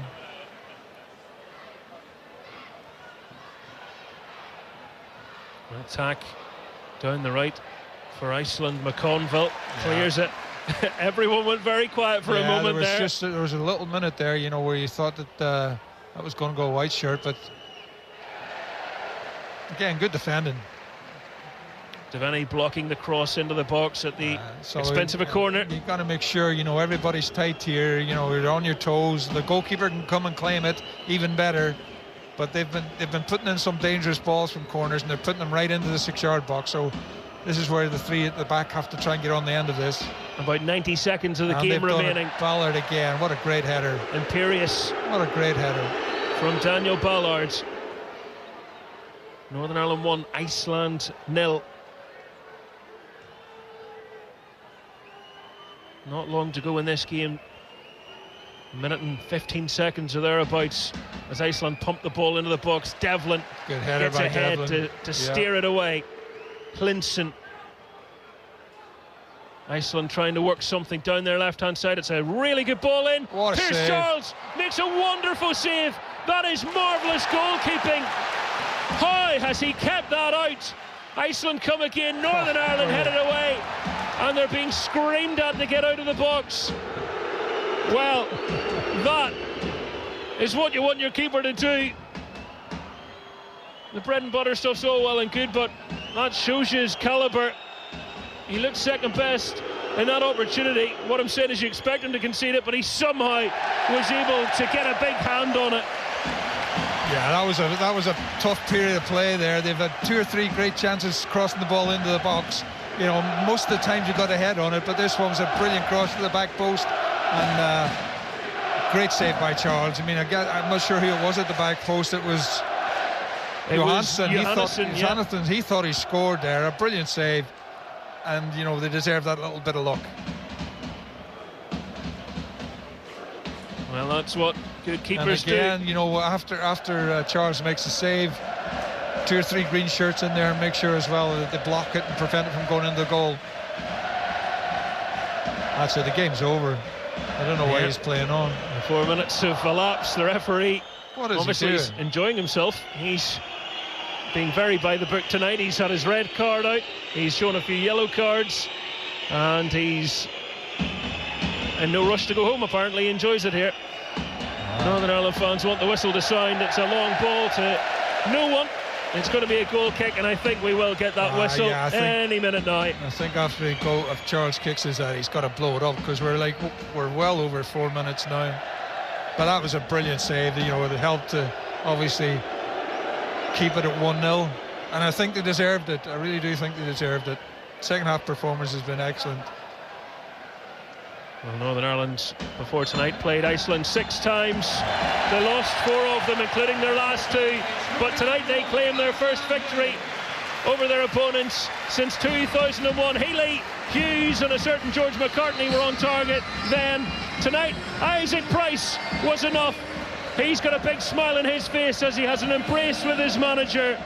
Another great goal to add to his collection. And Northern Ireland sign off for the summer in the fashion that they wanted, John O'Neill, with a victory. Yeah, it was a good victory at the finish. It was a poor first half. We were lucky, I thought, to go in, 1-0 up. But we took it. They came out in the second half, they'd sorted a few things out. We're starting to get out into the game. And then, unfortunately, a poor decision by the referee to send Spencer off. And that changed the whole complex from us, because instead of us being able to push on and possibly get maybe a second or third goal, we ended up defending for the best part of 30 minutes. And we did defend really well. The 3 centre-backs were excellent. The save by Charles, made sure that we come away with a win. But having said that, we had 3 guilty chances in the second half as well, which we basically should have put away, and it wouldn't have been as nervy towards the end. So, we said that the first half wasn't great, and it wasn't, but the second half was a lot better, and probably for reasons we didn't really think it would be, because the sending off meant that we had to defend, and they defended really well. They did that again against Denmark on Saturday night, and the 3 boys at the back I thought were outstanding. So he'll take a lot from this, Michael, both from the point of view of being better on the ball in the second half, and defensively again we showed that we can defend. Feeling good ahead of those games in the World Cup qualifiers later in the year? I would say, he would look at the first half, and I'm sure they will go over that again, but in the build-up to Luxembourg.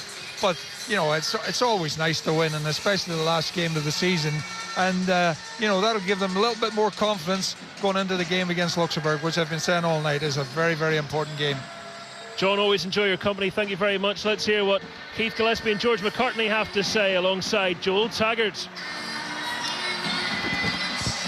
The second half, I have to say, I think everybody will agree, was much better. A couple of other games tonight. Senegal are 3-1 up against England deep into stoppage time, and it's finished Luxembourg 0, the Republic of Ireland 0, and Denmark picked up where they left off the other night. They've beaten Lithuania 5-0, and the biggest winners of the night in a qualifier, those other games were all friendlies.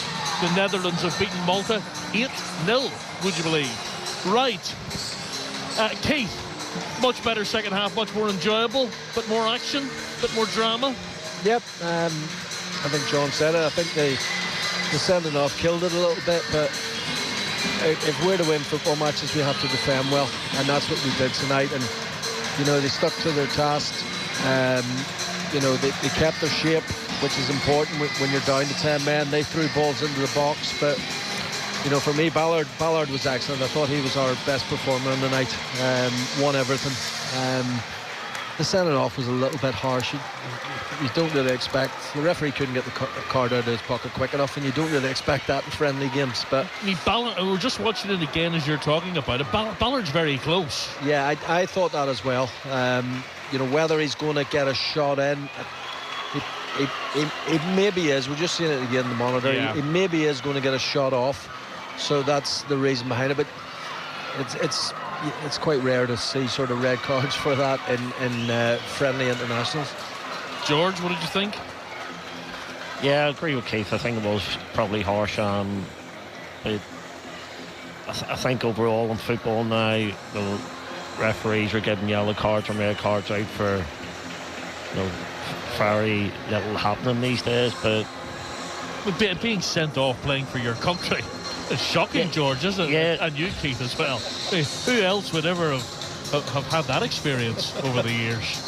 Well, the only thing when I sent off, it actually led to Greece qualifying. Greece, qualifying, but also winning the Euros. I'm still waiting on Greece contacting me to give me a free holiday or something like that. I thought you'd done a deal with the Greek Tourist Board and you were rewarded. You'd have to say, George, there was a flurry at the end of the game, but that lengthy period with 10 players, they seemed to cope pretty well, didn't they? Yeah, and John commented it on a few times. Defensively, I thought we were excellent in the second half, and this team, you can whether it's 10 men, 11 men, you can tell they're set up. They're nearly set up to defend first, and then build attack from that there. And when they went down to 10 men, they were again contact. They were communicating with each other. They were close together. They were winning headers, winning first balls, second balls, and we really limited Iceland that just crosses into the box, and we were dealing with them. Ballard, Hume, McConville, when he came on, we were winning the headers. We were getting the tackles in for the second balls, and then when you need your keeper towards the end there, I actually think it might have been the first save he made. Because we had just said, hadn't we, off Mike, has he actually made a save? Has Pearce made a save yet in the game? I'm not sure he has.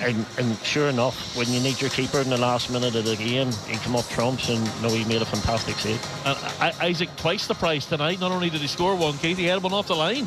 Yep, in the right place at the right time.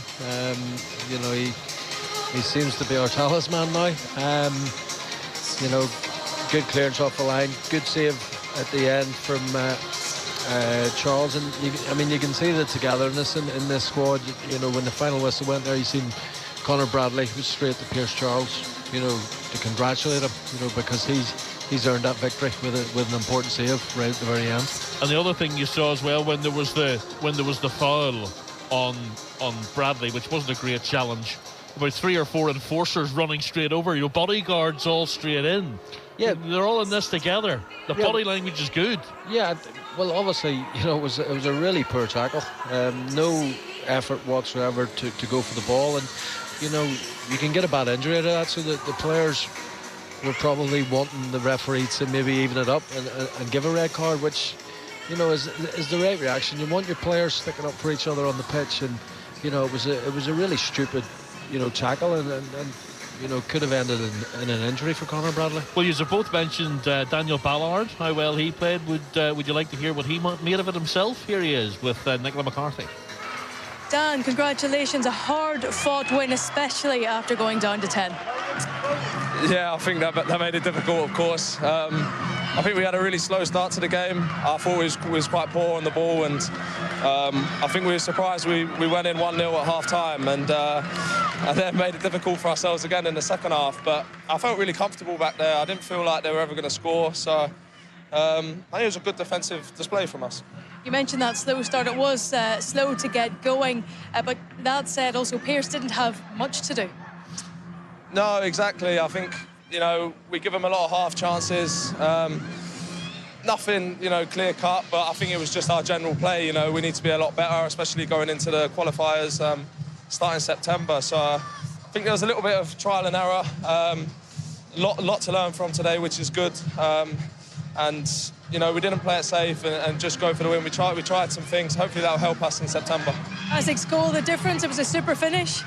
Yeah, fantastic finish. He's been brilliant. You know, he's doing really well this season, and he's a big player in our team.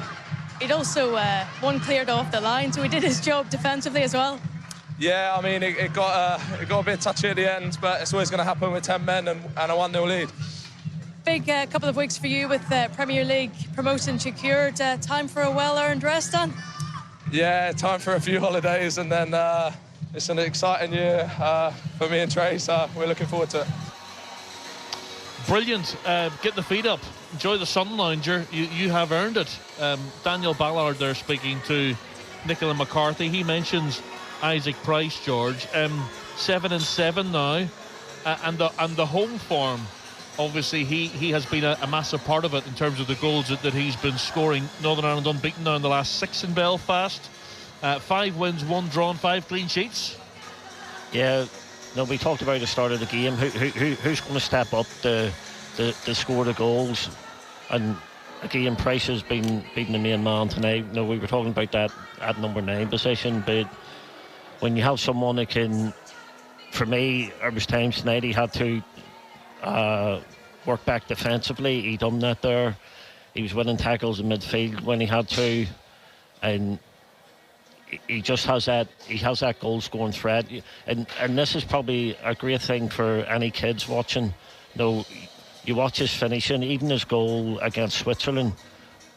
There's pace on the finish, but it's not as if he's just lashing through the ball. No, striking it with power and hoping it goes into the net. He's actually a little bit of finesse and placing it with pace on the ball. Yeah, no, and you probably have to go back to David Healy. David was always one of those finishers. Just curling them into the corners, placing it. It's you think it's the basics, but you would actually score more goals with them sort of finishes and thinking, I'm 20 yards out here, I'll put my laces through it and hopefully the power will beat the keeper. No, it was a lovely finish tonight. And you end up picking out a relative in the stand behind the goal whenever you start doing that, don't you? Yeah. Oh, are they only your finishes? Only your strikes from distance? I don't think George got that far forward.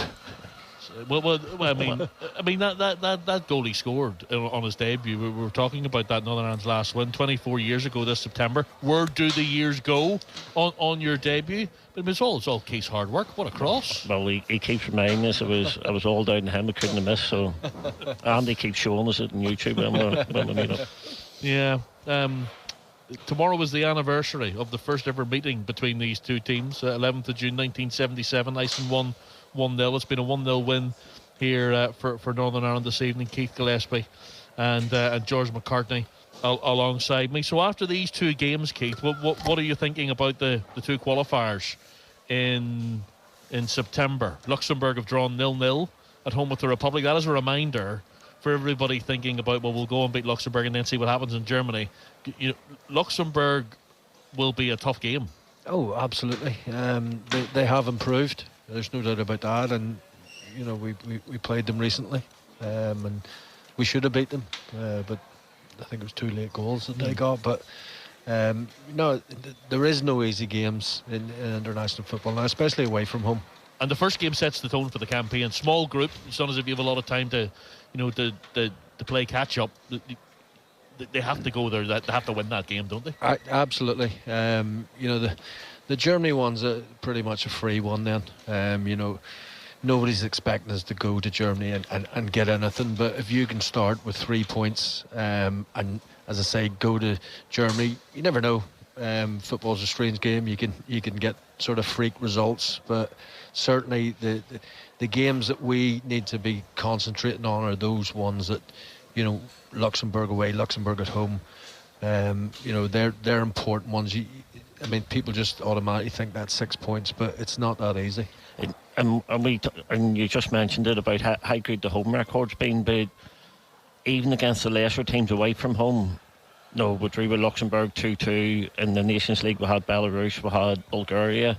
I don't think we won either of those games either. No, it's okay when you go away from home. You're playing the Denmarks and the Swedens, but you're like Keith says, you're thinking it's a gimme, it's Luxembourg, or it's a lesser team, but there's no easy games in international football now, and as much as we're thinking 3 points, it'll be a tough game, but if we apply ourselves right, you are hoping we come out of that with 3 points. And you're hoping all the big hitters stay fit, Keith, aren't you? And you're hoping that maybe a couple of players get decent moves, and that they start the season particularly well. Yeah, I think if you look at our first 11, there's 4 or 5 really important players. You want the Conor Bradley, Trey Hume, Ballard, Shea Charles. For me, Price is obviously Price as well. Those 5 are very key because. And this is the shape, Keith. I mean, this 3-4-3 consistently is what he's picked, and this is the way he's going to go. Yep, I'd probably add Paddy McNair to that because we know that he's been a great performer over the years. So we're thinking, say if everybody's fit, Pierce Charles will be in goals. It'll be Hume, Ballard and McNair as a back 3. Yep. Bradley wide on the right. Left side probably up for grabs. Yeah, it's Spencer or Devaney's done well there. I think Devaney probably gives us a little bit more going forward. So then you've Shea Charles +1 in the centre of the pitch. Yeah. Price is going to play as one of the 10s. Other ones maybe still up for grabs. Yep, I'd agree. I think Ronan Hill, done well tonight, and I think the start of the second half he started really well because he was getting it into his feet, he was holding it up, and he was bringing players into the game, and he had that chance as well from the back, the sloppy back pass.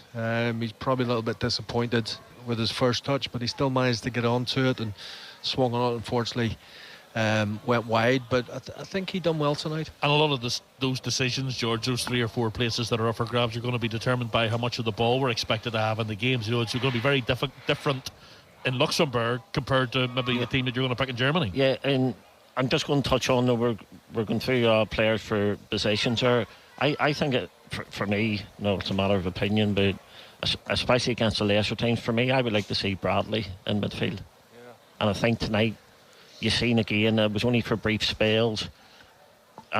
He's the one, when he gets frustrated, he comes into them pockets, he wants the ball, he's prepared to take players on, he drives you up the pitch. And especially, tonight you're against Iceland, you're thinking, we'll have plenty of the ball, but we didn't at the start of the game, and he became frustrated out there because he couldn't get into the game. And listen, I know this is men's football we're talking about, but Conor was actually an attacking midfielder / striker when he was a kid, and for me you can still see the attributes in his game when he steps in there. But he's plus he has quality on the ball if he gets it in dangerous areas. Well, that's what I was going to say. He's been at Liverpool for many years now, so he's learning his trade and in different positions, how he's developed his game, and he's got that all round game about him. He can play in many positions because he has the quality. And for me, Luxembourg away, I'm pretty sure in the 2-2 did he score? Did he score the 2 goals that night over there? I think he did, yeah. I think he certainly scored one of them. Yeah, he scored the 2 in Andorra, or against Andorra and Mercy as well. So it shows you give him opportunities higher up the pitch. He has the quality to create and score goals. Keith, not only the result means that we're kind of feeling positive, but I was messaging a few of you over the last couple of weeks, and I was saying, when's the last time we gathered a squad together at the end of a season for 2 June matches that included a Premier League winner who's 21, an FA Cup winner who's 21, 2 Championship playoff final winners who are 23 and 25, and 5 players who were voted Player of the Season at their clubs at the ages of 23, 21, 21, 20 and 20. Yeah, that's incredible, the season that them boys have had. And the future does look bright. You mentioned the ages there. That can only be good for Northern Ireland football. But I mean, George and I were sort of talking, during the second half about, we kept talking about how poor we were at times in possession these last 2 games, especially the Denmark game and the first half of this game. And we keep giving that, we're young, but there's only so long you can actually keep saying, we're young, because they're playing continuously, and they've been playing sort of together for 18 months, 24 months. So you can't keep making those calls that they're young, they're learning, but we do know ourselves that we have to be better in possession, because Iceland, they were just okay. You come up against a better nation and they will punish you more.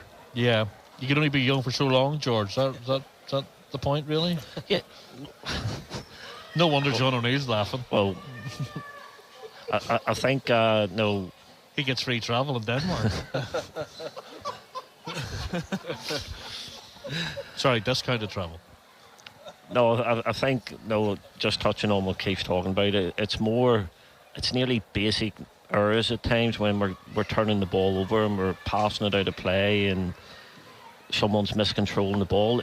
These lads are, we're saying they're young, and we know it's a process and every game's about progression, but they should be better on the ball, and hopefully moving forward, come a little break over the summer. We're saying it's the end of the season and they're tired and they're jaded, but hopefully come Luxembourg they're raring to go, and we need to be better for these qualifiers in possession and out of possession. They'll lift themselves off their sun loungers and they'll be ready to go come September in the World Cup qualifiers. And that's it from us. Thanks for listening. Enjoy your summer. Iceland won at Wembley June last year. They won at Hampden June this year, but they couldn't win at Windsor Park tonight. Isaac Price, yet again on target for Northern Ireland. He joins George Best and Norman Whiteside on 9 international goals.